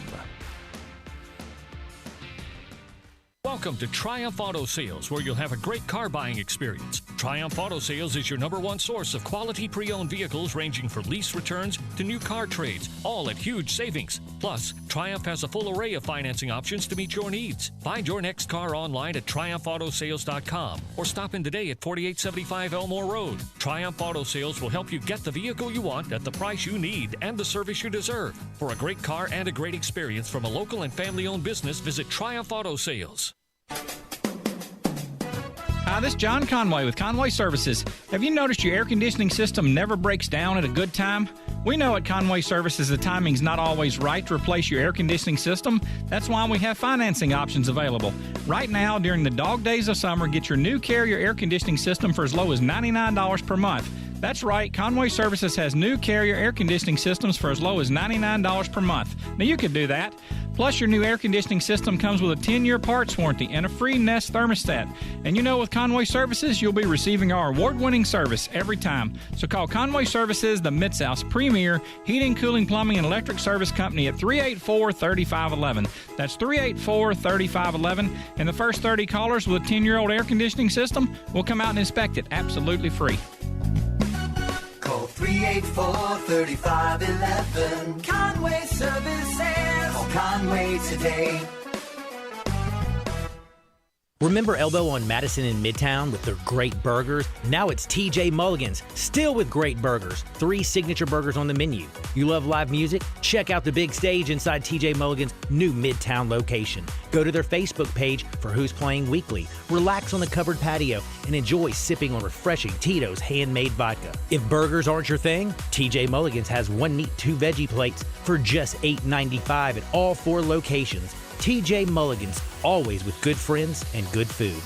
Hey, Mid-South, are you ready to trade up to a Kia sales event at Gossett Kia South Mount Moriah? We're ready, Randy, with the best ride you'll ever drive. 2021 Kia Forte LXS, we got it at $249 a month. 2022 Kia Soul GT, it's ready to ride at $305 a month. And Jeff Allen, I hear you've got American-made 2022 Kia K5, now $379 a month. And every Gossett Kia comes with Kia's 10-year, 100,000-mile powertrain limited warranty program. So whether you live in Horn Lake, South Haven, Olive Branch, Rancher, Memphis, you'll be happy at Gossett Kia on Mount Moriah, 2680 Mount Moriah or KiaMountMoriah.com. You heard the man, Jeff Allen. Don't miss the trade up to a Kia sales event at Gossett Kia South Mount Moriah. All $29.99 due at signing, all 72 months at 2.9 APR sold in 715-1544 MSRP 24,200 K5NG 103,647 MSRP 28,985 Forte LXS MSRP 20,590 includes all rebates and incentives. PF 695 must finance through Kia on low APR. Excludes tax, title, and license with approved credit. See dealer for complete details. Offer valid through 8/31/2021. Dealer stock only.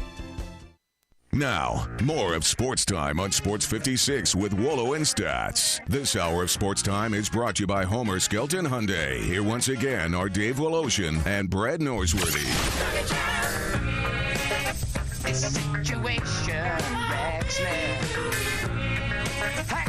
Welcome in as we close out hour number 2. We were mentioning Zaire Williams. We mentioned Aldama, the young man from Spain who was a big fan of Pau Gasol's. And the Grizzlies moved up both the early and late to get these guys. They apparently targeted them. And there are some grades out. Who's this made is these Chad grades? Ford. Chad Ford has worked for ESPN for 17 years. Right. Has done NBA draft for that long, posts his own newsletter, right? Chad Ford's NBA draft big board, and he gave out some grades. And Zaire Williams, 12.5 points per game, 5.3 rebounds per game, 1.3 assists on He looked better as each game went on. I'll give him credit for that. 38% shooting, 20% from three. In the last 2 games, he was 0 for 12 combined from 3. But Chad Ford put in his grade. He ended up giving Zaire Williams a C. And what he said he looked better than he did at Stanford, but then he put in parentheses, which isn't saying much. He was stronger, bouncier, and more confident. But overall, he struggled with his jumper, and he needs to bulk up. And I think that's what a lot of people thought when the draft pick was made and when they were evaluating him pre-draft. He's a guy who needs to gain weight. He needs to get more experience, and that's just about it. And obviously that year at Stanford didn't do much for him considering all of the setbacks that he was put through in a COVID year. Now, there's nothing hiding Santi Aldama's grade. Yeah. Santi Aldama that gets a good. complete F. Really? Total F? A F. And Wow. what he said, Aldama had an all-time bad performance for the Grizzlies, shooting just 18% from the field, 8 for 43, and just 10% from 3 despite significant playing time. Now, Santi Aldama, I'll say the first 2 games in Vegas were very, very ugly. Third game, he started to step it up a little bit, but he did struggle mightily in his debut there with the Grizzlies. So a C and an F. And an F. I guess C is average. Okay. Passing. It's passing. But for the number 10 overall pick? That's not good enough. No. For the number 10 overall pick, you got to get at least a B, don't you? And I always talk about Summer League. Summer League, if you play well, I don't know if that's going to show during the season, but if you play badly, it might. It might. I'm with you. I don't get excited about great play in Summer League, but I get concerned about bad play. 100%. I am with you. This portion of the show brought to you by Memphis Public Golf. That sporting tradition for over 100 years. And I love talking about the golf courses. I love talking about Galloway, not far from where I live. I think it looks like a country club when you pass it by on Walnut Grove. When you get on the course, those conditions are so good. I promise you can play it down, and they've got all kinds of amateur championships going on this year at all the public courses. That's the kind of shape they're in. Audubon the same way, Fox Meadows the same way, and then let me tell you about Pine Hill. I'm really urging everybody to go play Pine Hill before the winter hits because they are going to redo Pine Hill. So if you want to see it in the historic sense that it is right now, it's been changed before. When they built 240, they had to change some of it. But they're really going to change it this time. Please go check it out. You won't find these Memphis public golf courses in better shape than they are right now. The city recognizes what an amenity golf is, and they've risen to the occasion. Memphis City Golf. Go check it out today. We pause for just a minute. When we come back, we'll talk more Tigers. We'll talk Imani Bates. We'll talk Rasheed Wallace. We'll talk with our friend Greg Gaston. He comes your way in just a minute.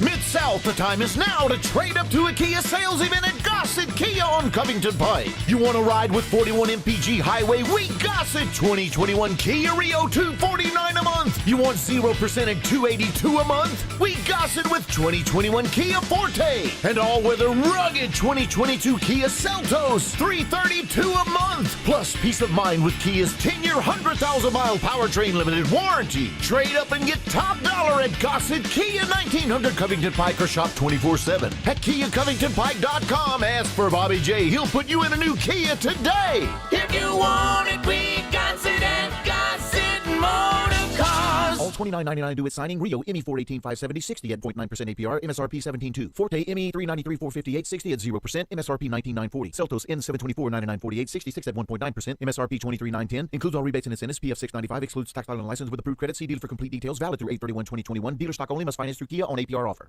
RS Financial Group and Orion Federal Credit Union present the 2021 World Championship Hot Wing Contest, August 28th at Tiger Lane, featuring the South Hall Cafe's World Wing Series. Earn a spot to compete for $25,000. Go to worldwingfest.com. August 28th, mark the date for the World Championship Hot Wing Contest and Festival at Tiger Lane. Live bands, $10,000 in cash prizes, presented by Orion Federal Credit Union, RS Financial Group, benefiting Ronald McDonald House Charities of Memphis. Go to worldwingfest.com. You've heard of James Gaddis Jewelers, but have you heard what they've done lately?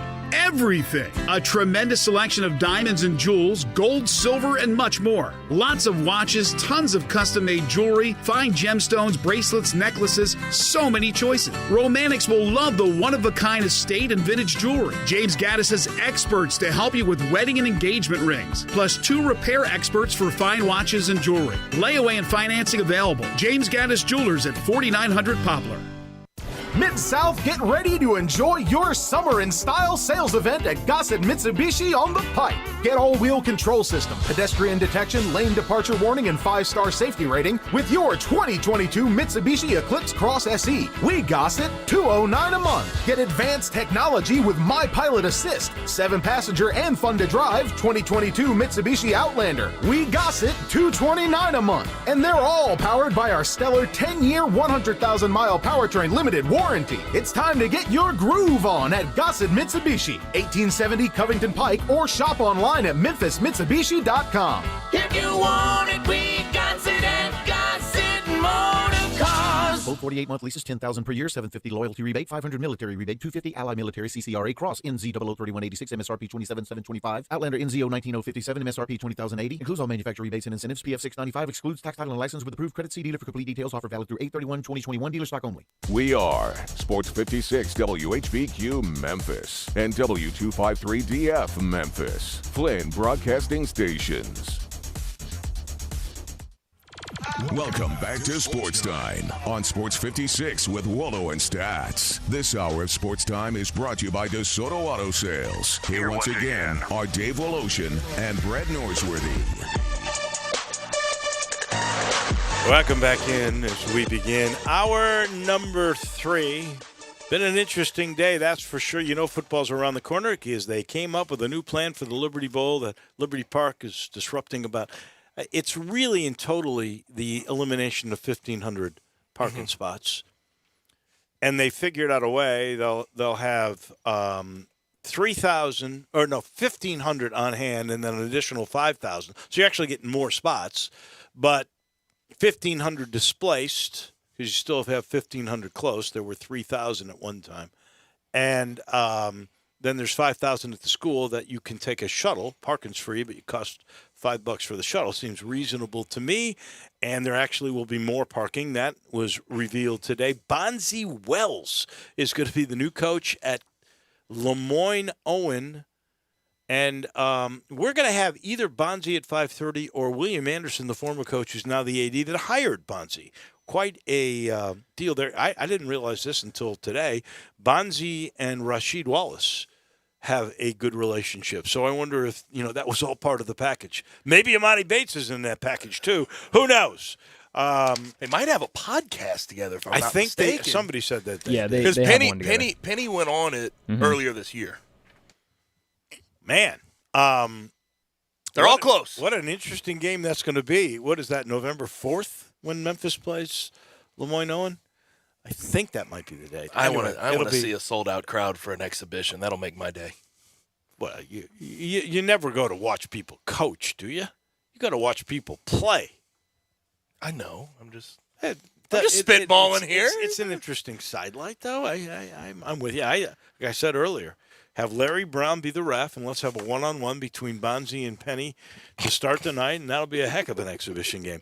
Time for us to talk Tigers, and it's brought to you by South Hall Cafe, Mid-South Hobbies, Mount Moriah Auto Sales, 3A Collisions, and Neil's Bar and Grill. Greg Gaston, how are you today? I'm doing great. Sometimes you go to enjoy what is going to be the coaching matchup because, for example, you have the Southern Heritage Classic coming up, and while people want to go there for the teams, for the game, and for the camaraderie and all that goes on with that game, they're certainly going to be there for Deion Sanders versus Eddie George. That's a fantastic point. That is true. Yeah, coaching matchups sometimes all matter. right, let me ask you something seriously. Fred Jones has got 50,000 tickets to sell. He's sold, most of the time he sells about 35 of them, 35 to 40, somewhere in there, depending on the year, and I guess depending on maybe the future anticipated success of Jackson State and Tennessee State. So how many more tickets will they sell because they want to watch Deion take on Eddie George from the opposite sidelines? Seriously. In a normal year, if the weather is fine and you have a coaching matchup like that, you could probably get an extra 5,000 just to get a glimpse of Deion or to get a glimpse of Eddie George. Now, of course, going into this year, we just don't know what to expect. How many people will stay away because of COVID? Are we going to get the masses coming back to football? Hopefully we will. But I think in a normal year, you have a matchup like that with two renowned coaches, or at least renowned sports figures and former football players. I think you can get certainly an extra 5,000 people that want to be there to be a part of it. Well, back to the basketball for me. I love the fact that Rasheed Wallace joined this staff because he seems to have a connection somehow to Jalen Duren and maybe to Amani Bates. That, to me, is more intriguing.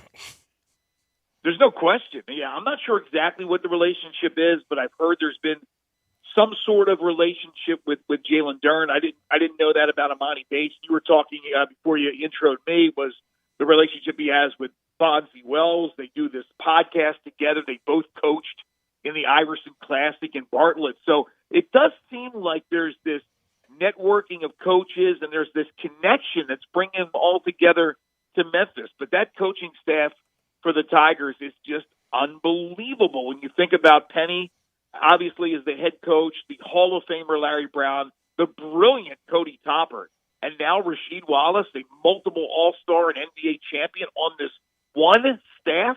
That's nuts. Who? It's we lose him. It's a beautiful thing. No, I'm here. Oh, I'm okay. here. And the roster itself, pretty solid. You add Amani Bates. How high could that team be ranked preseason? Obviously, they have to play games, so that they would fluctuate.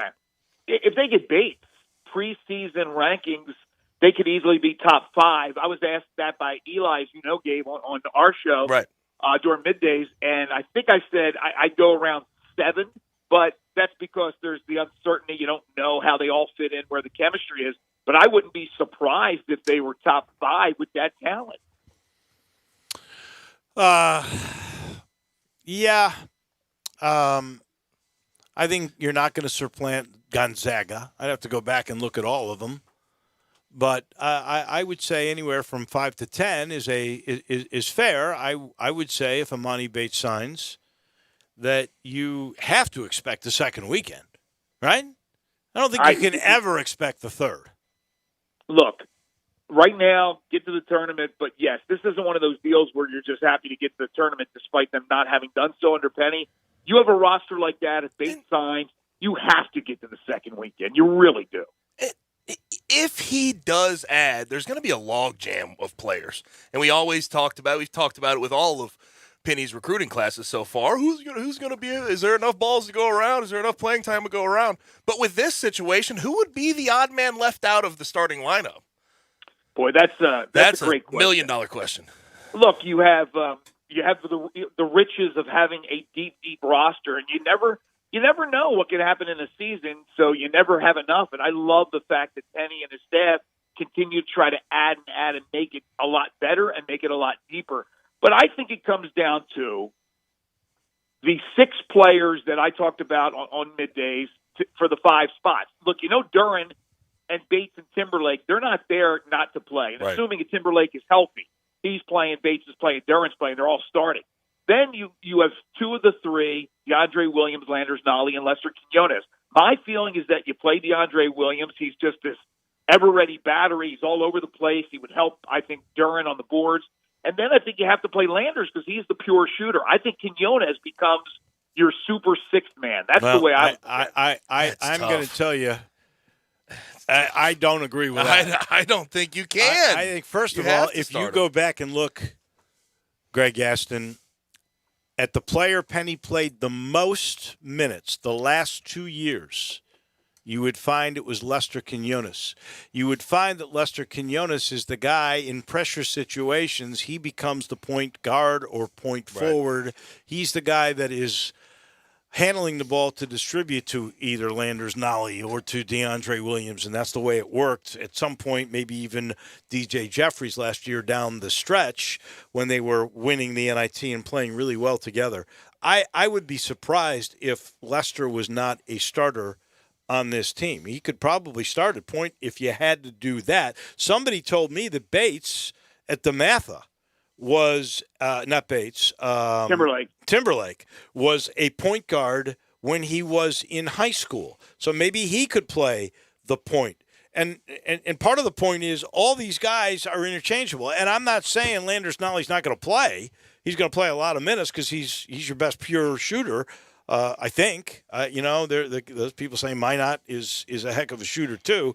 You've got the Lawson brothers you got to figure into this equation. You still got Tyler Harris as a walk-on who's going to come out and shoot lights out on occasion. Let's not forget your backup point guard's probably going to be Alo. I mean, you got a lot of different ways you could possibly go here. But I think you've identified the top 6 as long as Timberlake is healthy. You do have that, but I can't imagine that Quinones, with his savvy on both ends of the floor, is not going to be in the starting lineup. I just feel like the experience with all of that young talent you're going to possibly have in that starting lineup, he'd have to be out there. Well, look, point well taken. You made great points on why Quinones, and I love Quinones. Right. But first of all, Quinones is Landers Nolley is as much experience as Quinones. They're both going into their third years, with Nolley having played at Virginia Tech. I just look at with an addition of Bates and Timberlake, again, the assumption of them being healthy. These are 2 guys that can handle the ball, so you don't need Quinones handling the ball. So it comes down to whether he feels more comfortable with Quinones defensively, which he probably does, and who's the better pure shooter. Quinones has those spurts where he gets really hot. But I think Nolley's the better all-around shooter. So are you going to keep that guy out of the starting lineup? It's possible. I'm not saying you're wrong because I think you make a great point, Wallo. But I think I wouldn't say it's slam dunk that Quinones starts. I could see where he is talked into being the leader of the second unit, coming off the bench and being the spark, getting more shots, getting more opportunities to score the ball. Whereas Nolley right there on the offensive side with the starting lineup is your pure shooter from the outside. I could see it going either way. Well, and sometimes, honestly, you have to take into account egos and who really is a team guy.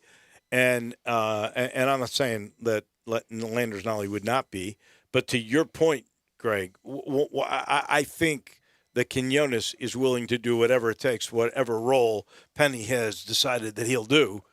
He's probably easier to talk into that role than maybe Landers Nolley is, and I'm just speculating when I say that. That is not a total given, but that's sort of the perception that I have on it. How long can Bates wait? I mean, he's going to go. He's going to get the final offer. I hate it that Oregon gets the last offer. Phil, I wonder if Phil Knight will be in on these deals. But both schools are Nike. We should remind Phil of that. But he's got to make a decision because it's, I think, right, classes at the U of M start on Monday, don't they? They start on Monday. Dave, we were talking about being a late enrollee, and I don't know how that works, but that you don't necessarily have to be there for day one. But I'm sure you have to be there fairly soon. You have to be not to fall registered. behind. You have to be registered in time, I'm sure. Right.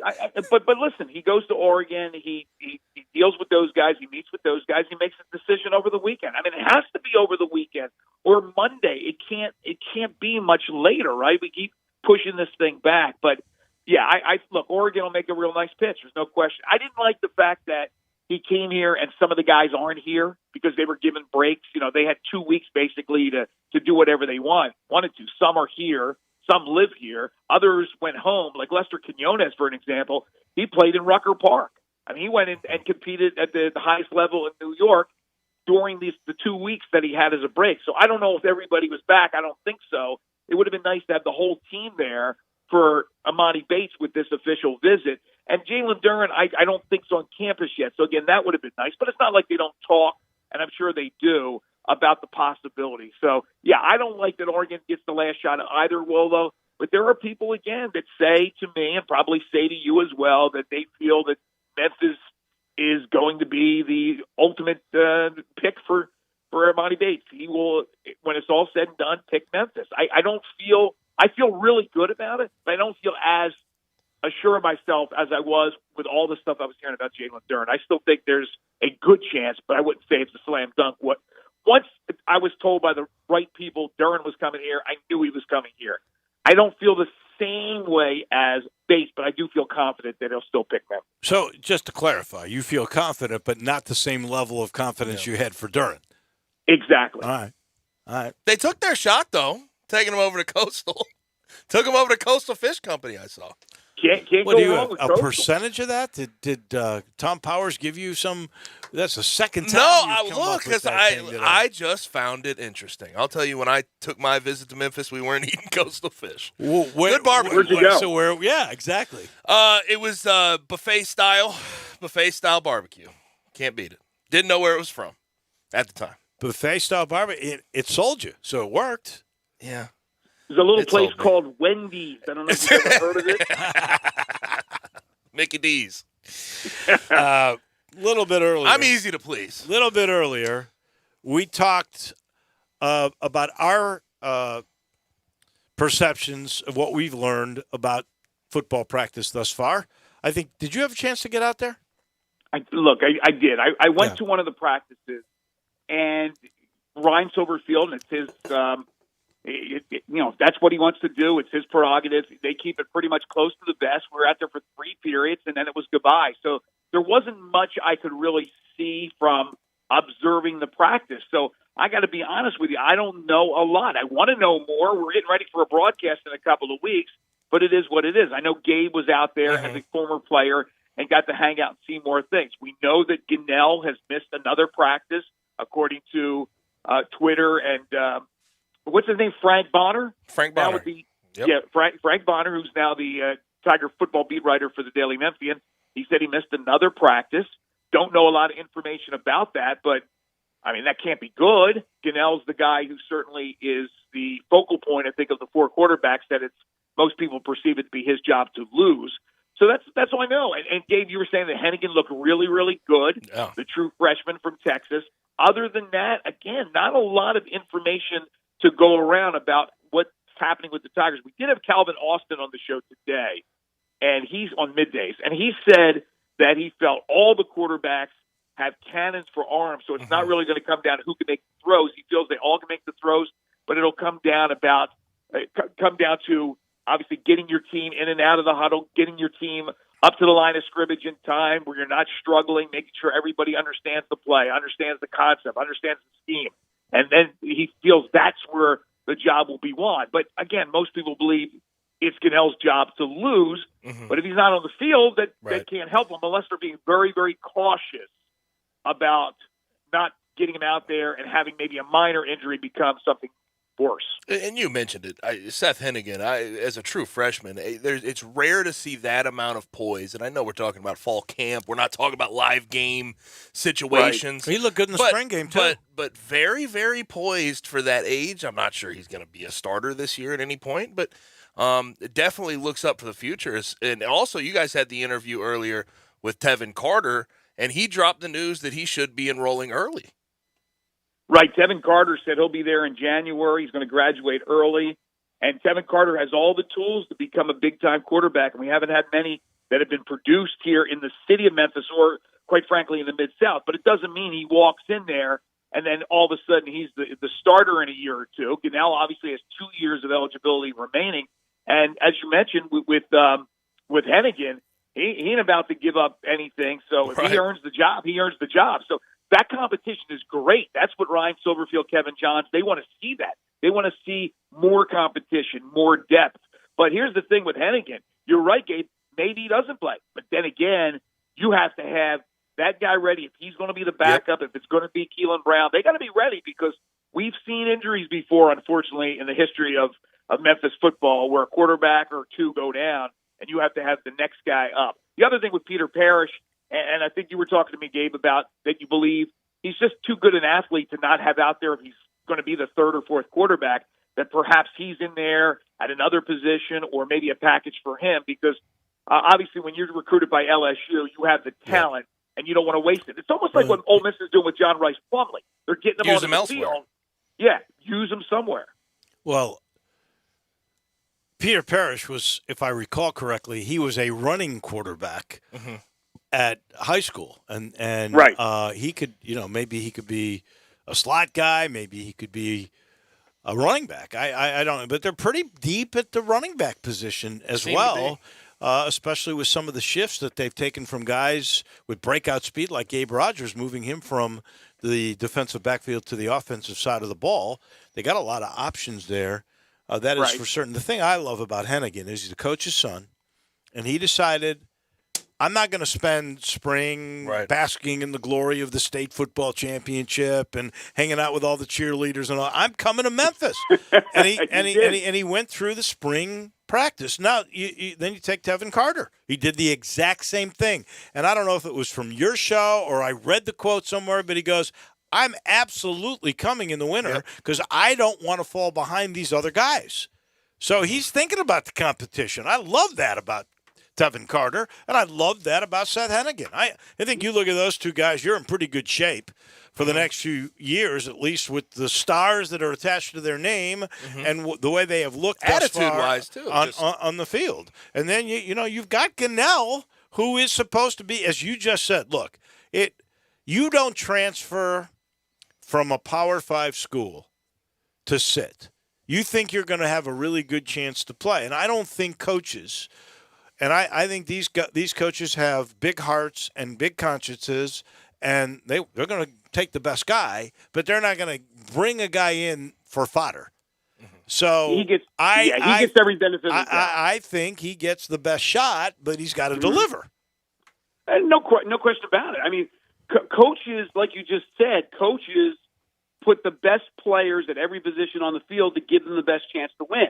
If Grant Gunnell is flat out beaten out, I don't care if it's by a freshman or a senior or a junior or whoever, then he will be beaten out. He will not be playing. That's the bottom line. He will be given every chance, and as far as I know, he's done a pretty nice job. But again, not practicing doesn't help. He will be given every benefit of the doubt. But if he is beaten out by somebody who's just playing better out there, then that player is going to play. I don't care who they are. And the one thing that I find interesting is the role reversal I think we'll see from the offense and defense. In the past, when I was playing, offense helps the defense along in the beginning of the year. Defense is giving up a lot of points. They're not on their P's and Q's. Offense makes up for it by scoring 50 points. This year, I think it might be flipped. No, you're right, Gabe. Look, there's pros and cons to it. Defensively, you want to be much better than you have been. And now with that year under basically two, but the first year under McIntyre, they didn't have a spring session. So this is the first time they've had the spring session, the off season. They're going to be much, much better. But you still have to score the ball. Bingo. It's the AAC. I am 100% in agreement with that comment. There's a lot of room for improvement on that defense. We know that, especially past defense was sometimes very shaky. So there's a lot of room for improvement. But in the American Athletic Conference, you better score 30 or 35 points or you're not going to win that many games.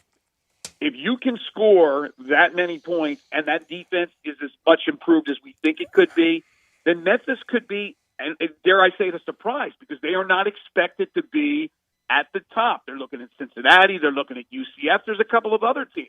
I think the Tigers have a great chance to sneak up on some people because that defense will be much improved. But as long as those playmakers come through, remember last year, the struggles with the O-line, the struggles with the running game, they had Brady White to bail them out, and they win 8 games.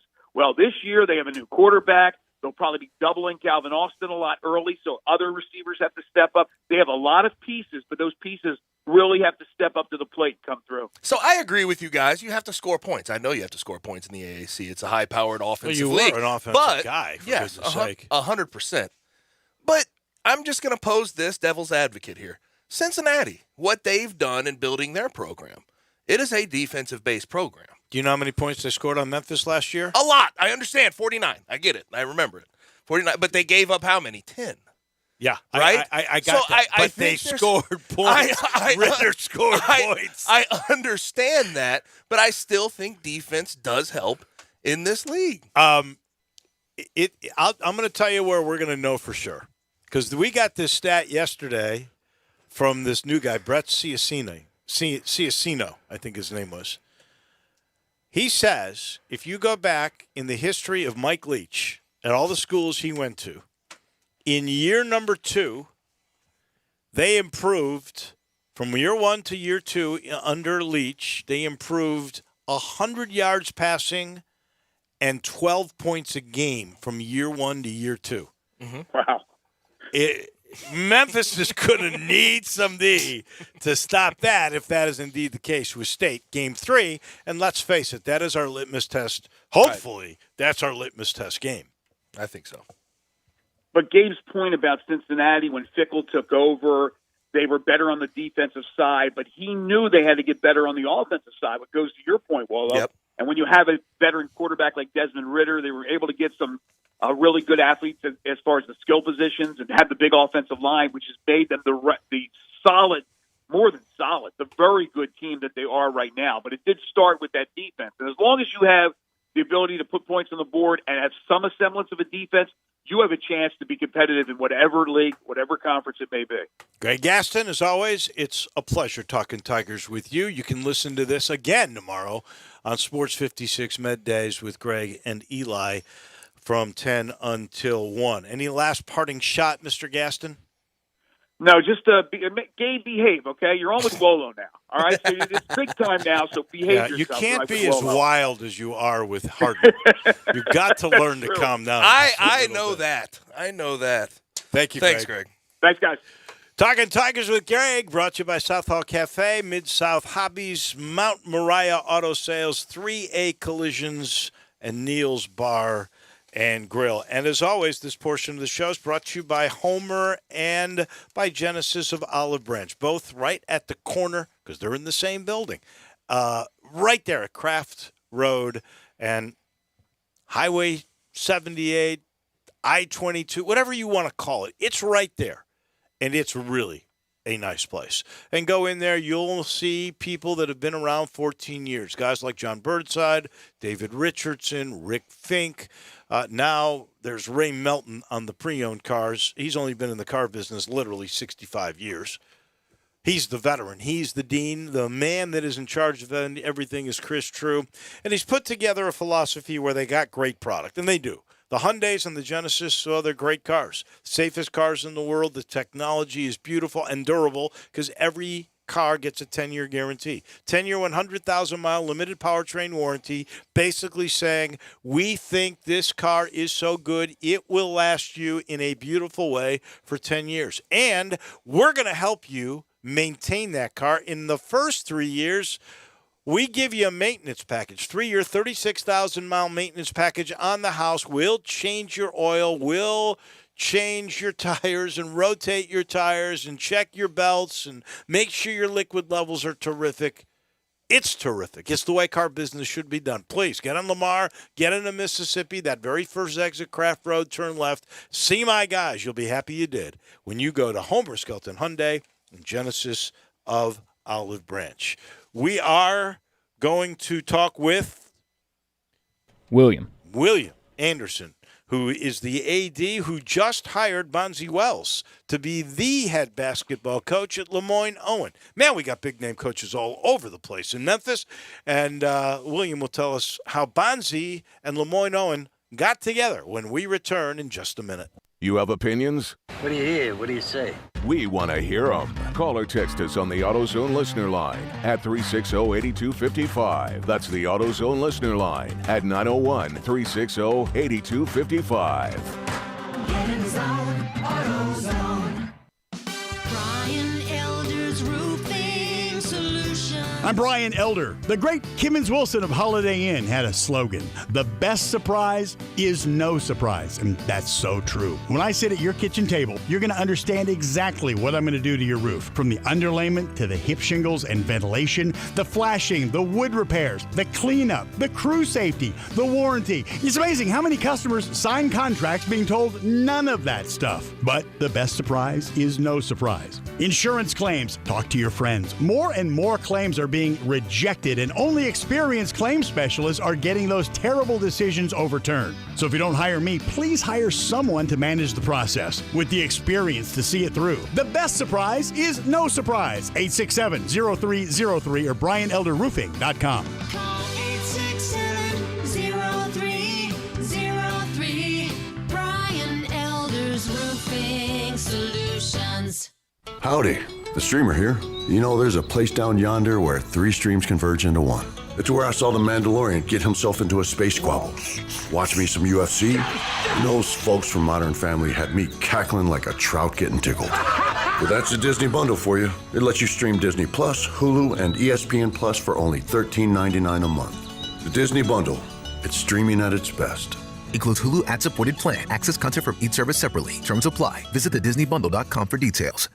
Hey, Memphis, thinking about buying a truck or SUV? Then come to the Sunrise Truck Corral. Want a red truck, black truck, white truck? How about a blue truck? Black wheels, chrome wheels. Come to the Sunrise Truck Corral. 2-wheel drive, 4-wheel drive, extended cab, crew cab. Want a lifted truck? Come to the Sunrise Truck Corral. Want a diesel? How about a gas engine? Ford, Dodge, Chevy, Jeep, GMC, Toyota. We got them all at the Sunrise Truck Corral, the only dedicated truck lot in Memphis. Can't find a truck you like? Call, click, or come in. We'll find you the dream truck. Sunrise Truck Corral, Old Hummer Building on Highway 64 in Bartlett. We make it fun to buy a truck. I'm here with the great Pat Donahue from the Rendezvous Restaurant Shipping Department. Thanks, Brett. We've been shipping our ribs all over the country now for decades from our USDA-inspected shipping kitchen in the Pinch District. We hand-cook our ribs in pits that Mr. Charlie built over charcoal, just like they do at the restaurant. So what comes in a rib box? We could do pork shoulder, we could do ribs, our sauce, seasoning, baked beans, coleslaw. We'll even throw in Pancho's cheese dip with our nacho boxes. We also put a bag of Rendezvous seasoned popcorn, heating instructions, some chef hats, some wet naps, and some other helpful tips from our kitchen. We ship our ribs overnight, exclusively FedEx. And we put them in nice packaging. We don't ever want to use styrofoam, so we use corrugated cardboard, actually 2 boxes that fit nice together, so the ribs get to you, your loved ones, or your clients in a safe, wholesome manner. Rendezvous ribs are perfect for out-of-town clients, customers, loved ones. We also ship ribs for any occasion. Where do we order these great ribs? You can go to www.hogsfly.com or give us a call at 1-888-464-7359. Charlie Burgos' Rendezvous Restaurant in the alley since 1948. This hour brought to you every day by DeSoto Auto Sales at 5704 Goodman Road, 662-890-7184. Come on down to DeSoto County for that town and country environment, that good feeling at DeSoto Auto Sales. Go online to DeSotoAutoSales.com and check out all the cars and all the repeat after repeat customer vouchers that they have, the stories, the testimonials they have at DeSotoAutoSales.com. Go online and check them out. Let them tell you exactly what you're in for. But I'm going to tell you as well, all the cars are test driven and checked out from bumper to bumper, head to toe, unlimited inventory, every make, every model. If it's not on the lot, they'll go out and find it for you. They'll find it in short order. You walk into DeSoto Auto Sales and you're treated like family by kind, courteous employees, laid back atmosphere, no high pressure sales. But they care about your time, and they know we live in a world today that time really matters, and that's why they want you to enjoy the ultimate car experience. Within 45 minutes, test drive a car, cars, credit approved, paperwork completed, and you're out of there. They keep it that simple. You're out of there in 45 minutes or less, in time to do it over your busy lunch hour or like right now before you launch into the weekend. It's that simple at DeSoto Auto Sales. 5704 Goodman Road, 662-890-7184. Come on down for that town and country experience to DeSoto Auto Sales. Welcome back to Sports Time on Sports 56 with Wallo and Stats. This hour of Sports Time is brought to you by DeSoto Auto Sales. Here once again are Dave Woloshin and Brett Norsworthy.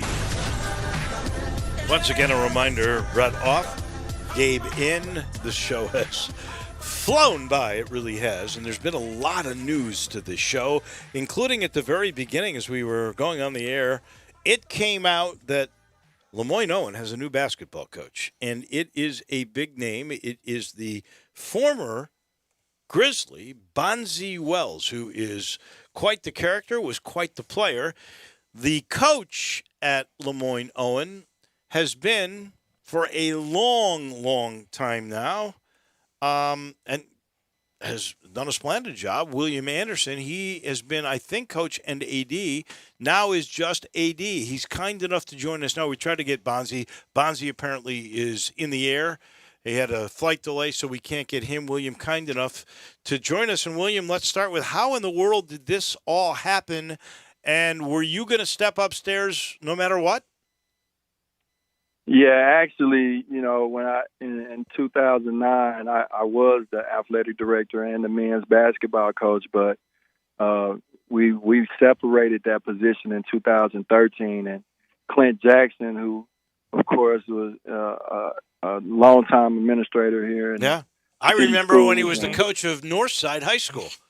Exactly, in Sheffield, and had some great teams. Won some city championships and competed for some state championships, and he was a member of our 1975 national championship team. So we were very fortunate he was able to come back and since 2013 and serve as our athletic director. But he decided to retire this year, and our president, Dr. Bennett Fairs, offered me the position to become the athletic director, and the direction and the vision she has for the college and the things that we're trying to do with our athletic program, there's no way that I could coach and be the athletic director. So we are in the process of finalizing, hopefully very soon, a deal for Bonzi to be our next head men's basketball coach.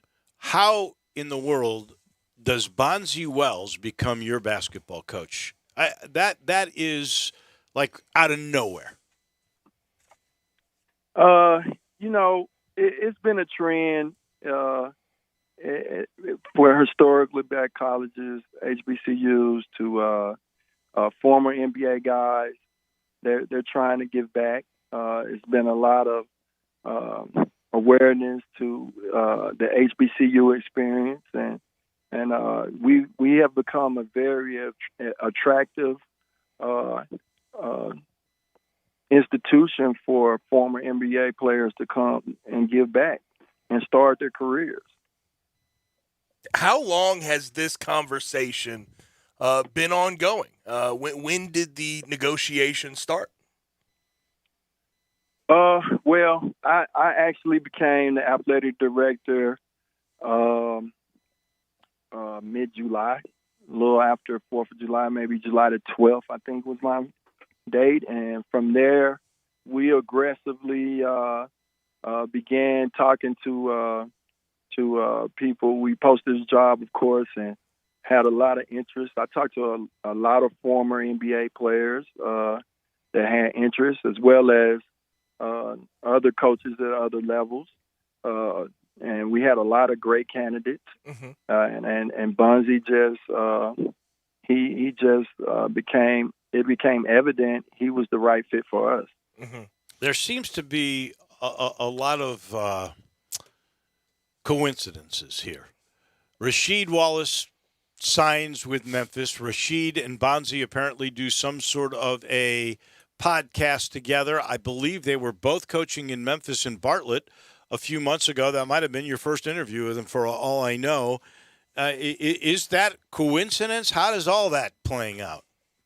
A lot of coincidence. I actually, when Bonzi and Rasheed was here for the Iverson Classic, believe it or not, we never had a conversation. But the basketball world is not as big as people think. And once it got out that that we were looking for a head coach. A lot of different people reached out and connected all of us. Did Bonzi reach out to you? Was he the one that came to you? His people that represent him, they reached out. Yes. Stylistically, what do you expect Bonzi Wells to bring to Lemoyne? Style, you talking about from a basketball? Yeah, standpoint? from a basketball standpoint. You know, I mean, I look at you know, and I remember the time that Bonzi played in the career. He always played up-tempo style. You know, he seemed to be able to play on teams that allowed him to play his game, and I know he'll bring a huge knowledge, a lot of great insight and knowledge to our program and to our players. So I expect for, you know, our players to still play a high tempo style game, but at the same time, I think he'll enhance what we do on the defensive end as well as the offensive end. Coming in this late, he really won't have that much of an opportunity, I don't think, to recruit guys. He's going to have to use basically, your guys, right? Yeah, so I guess, you know, if he's not successful his first year, he can blame it all on me, right? Maybe so. Seriously, what is the recruiting parameters that he now has? He really cannot have his first class until next year, correct? Correct. And we had really, you know, unfortunately we weren't able to play during the pandemic. So we had a team that we recruited and we kept together through for the last 16 months. We did add a couple guys this year. It's a solid team. We have some Division I transfers. We have a young man from Tennessee State who transferred, another young man from Southern. I know the Tri-State Defender wrote an article about one of the young men. He played, of course, with one of the Nike EYBL teams up in Michigan, the family, and has several Division I offers. He's a point guard. He's joined our staff. So we feel very, very confident that the team that we recruited, that Bonzi will jump right in with these guys, and they'll be successful. As an AD, what does that mean in terms of wins? How many would you like to see Bonzi get that first year with your guys? Hey, we want to win every game. Of course, of course. But it's a marathon. It's not a sprint. So I'm just looking for them to continue to improve during the season, no matter how we start. And by the time we get to postseason play, to tournament play, I feel like we should be one of those teams that can compete for championships. How long is the commitment you think Bonzi will give you? Well, in this business, opportunities come all the time. I think he really wants to build something special here. And I think hopefully we'll have him until, something comes along that sparks his interest, being realistic. But I think he's committed to really turning our program around and building a strong, solid foundation here at Lemoyne. It is really going to make the game with Memphis a real treat. Seeing all those guys, all those coaches, and Bonzi now when you take on the Tigers at FedEx Forum in November? It sounds exciting. I'm ready to see that game today. I wish we could fast forward. But yeah, it's going to be real. It's going to be really interesting. And like I said, I'm hoping I'm very confident we're going to be able to get everything worked out and make it official here soon. Well, when you do, hopefully you'll send Bonzi our way. We'd love to chat with him. It's always been a pleasure. I've enjoyed calling up for these exhibition games and getting your insight and talking to you about basketball. And I know you're not going anywhere, so we'll still have those conversations. And congratulations. I mean, I can't see how this cannot be a good thing. Yeah, we're excited, and we're hoping that, the whole city's excited. Bonzi played for the Grizzlies. He had, he played.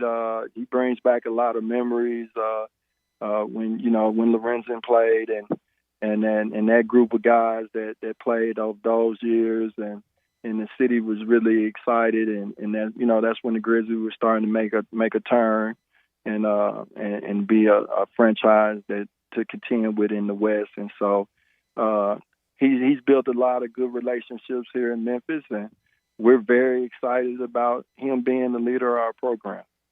Bonzi, William, thank you so much. We can't wait to talk with Bonzi. And congratulations, by the way, on getting the AD job. I didn't even know that happened, but I'm happy for you. Thank you so much. Thank you. That is William Anderson, AD from Lemoyne Owen. And you know the news. It's Bonzi Wells will be their new head coach. This portion of the show is brought to you by Dinstall's. I got one of our last summer sizzlers, because when fall comes, things change. It's Heavenly Crunch. Pretzels, golden grams, cashews, and peanuts with cranberries tossed in this delicious white coating. I mean, it is good. And a reminder from Becky Dinstall herself, strawberry season is almost over. So here's the deal. We get football, and we love football, and we're going to get caramel apples and caramel corn and things like that, but strawberries go away. Don't let them go until you get your last little fix. Strawberry season's almost over. Get them while you can at any of the great Dinstall locations. Downtown's open now. Collierville, Germantown, Laurelwood, where I go. And then there's the one where they make all the candies on Pleasant View. Dinstall's, as sweet as Bonzi Wells, coming to Lemoyne Owen. Let's pause for just a minute. When we come back, oh my goodness, it's already here. Taco Bell Crunch Time is next. Sports 56 Mornings with Peter Edmiston and Anthony Sane comes your way every weekday morning from 7 till 10, right here on Sports 56 and 98.5 FM.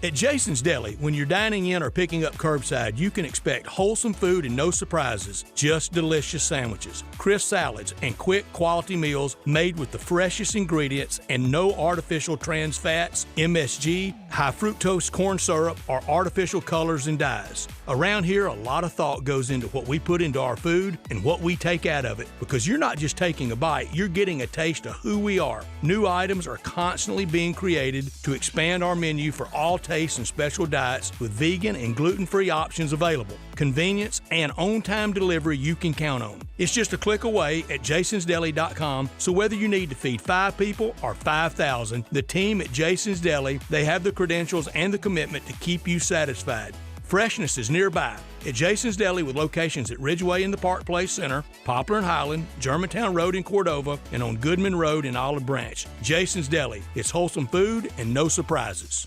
There's an institution in East Memphis that I love talking about. It's the Spirit Shop at 4848 Poplar Avenue, right down the street from Clark Tower, and it looks like a log cabin. It's been around Memphis since 1969 with a family-owned, friendly, knowledgeable sales staff that is just a wonderful place to go. I love going in and talking wine or bourbons, and they've got such great selection. So if you've not visited the Spirit Shop in a while, it's been remodeled. You'll love what you see when you need spirits. Tell Eddie Wallow said hello. Mount Moriah Auto Sales. What sets them apart? Great selection, quality, high-end to low-end cars, and low mileage. Mount Moriah Auto Sales is under new management. Ask for Emmett or Steven. Check out their great selection of cars or trucks. Choose from Dodges, Jeeps, Fords, GMCs, Infinitis, Porsches, Range Rovers, Lexus, Mercedes, BMWs, even Bentleys. Mount Moriah Auto Sales also has a great service department with 12 bays for everything from oil changes to alignment to new tires. Go to MountMoriahAutoSales.com. Pick out your like new car or truck today. Mount Moriah Auto Sales, right on the corner and right on the price. Taqueria Express has a new location at 6290 Winchester with family deals every day. Mouth-watering chicken tacos, only 99 cents. 3 tacos with rice, beans, and fresh guacamole, only $6. And incredible signature dishes with chicken or beef chimichangas and homemade tortillas stuffed with fresh beans, rice, and cheese on top. If you're hungry, try Taqueria Express's gigantic Macho Burrito. Homemade with fresh flour tortilla, and you choose beef, chicken, pork, or shrimp. Includes beans, rice, melted cheese, lettuce, tomato, and sour cream. Fajita fans try Taqueria's delicious chicken or steak fajitas.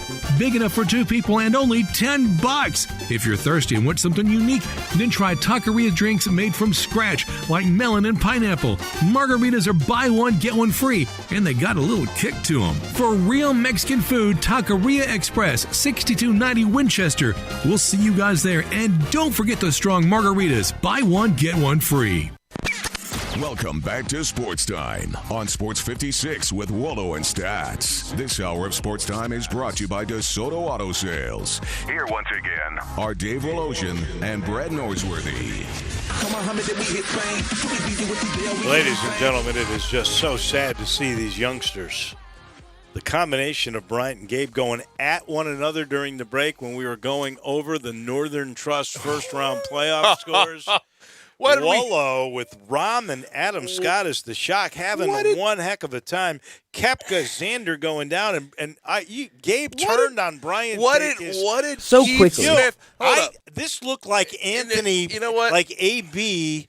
In the Titans Tampa thing today. What did Keith Smith say earlier today about KD and Draymond? Every great team has their arguments, all right? Well, this was scary. This is no exception. Here. Scary argument here. No argument about this style. You want your house renovated with innovation. Maybe you're looking for that dream house and you want to build it now because, let's face it, buying a new house now is crazy the way the prices have gone. But if you build, it's reasonable, and I got your guy, Ken Garland. Ken Garland Custom Home Builders. They've only been around 50 years. Ken's dad, Ken now, they're unbelievable. They see little details. They see big picture all at once. And if you go to kengarland.com, you'll understand what I'm talking about. If you want renovation with innovation, because you know you're not going to move now, because to buy is crazy, but maybe you want the modern amenities. You want the California closets. You want the island in the kitchen. You want speakers in the walls. All these new things that people love. Ken knows it. He does it. He's crazy. He's just incredible. He really is. And he works closely with you because he knows you're making a financial commitment. He ensures you'll get exactly what you want and should expect quality construction on time, on budget. Please go check it out. Nothing is finished until everything is perfect with Ken. 901-751-1632. Go to kengarland.com, then call 901-751-1632. I'm telling you, that's the winner, Ken Garland, Custom Home Builders. It's now officially Taco Bell Crunch Time.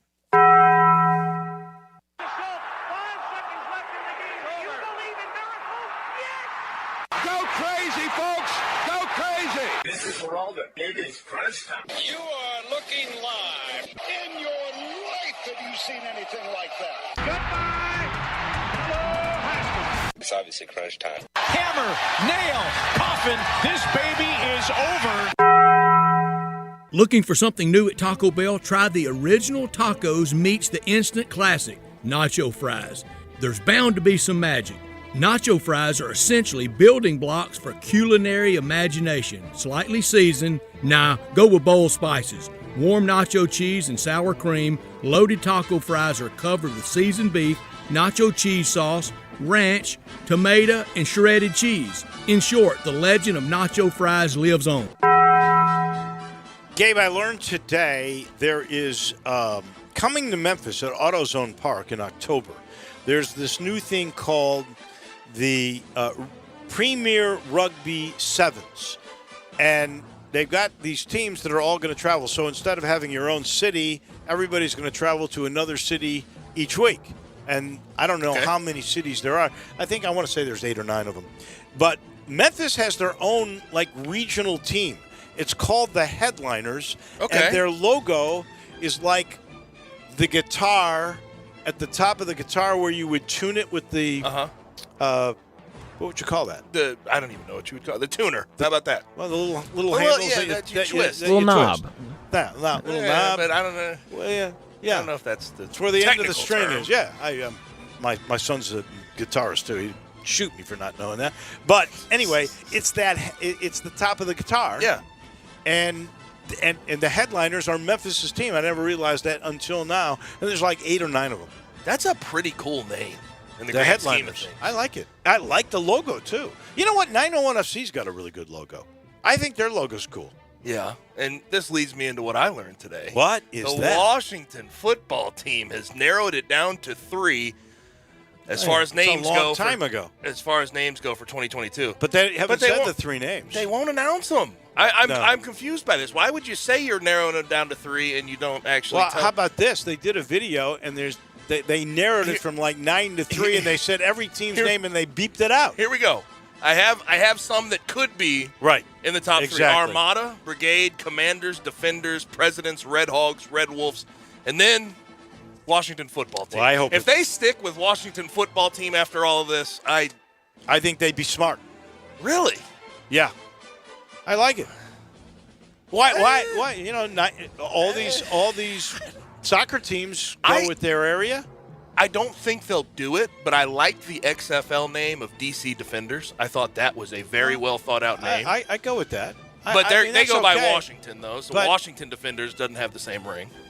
Washington Presidents. I saw that. No. I mean, and what that's- president would you put as your logo? I don't know. I don't know. I could have done without the story about Josh Pastner and the testimony today, although it was stirring testimony. He really gave it to Ron Bell and his former girlfriend, and they basically committed fraud to try to ruin his name, but he was eloquent on the witness stand, and I hope they throw the book at Ron Bell. People may not know this, but Ron Bell's attorneys tried to get me to be a witness. And I say, you don't want to use me, I will be a hostile witness. And the guy goes, what do you mean? I said, because your client is a piece of garbage. What they did in trying to drag Josh through all of that is disgusting.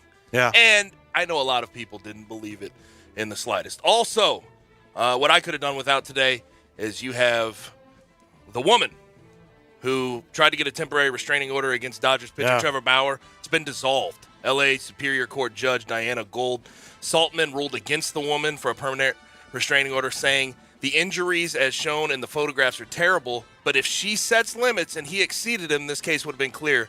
But she set limits without considering all the consequences, and the respondent did not exceed limits that the petitioner set. She also left out some of the texts that would have been pertinent to it. That'll do it for us. Watch tonight, Cardinals and the Brewers. We got to thank Teresa Walker, Keith Smith, John St. Clair was terrific, Greg Gaston, and William Anderson on the Bonzi Wells News. For Gabe and for Bryant, I'm Wallow. We'll do this again tomorrow. Have a great night, everybody.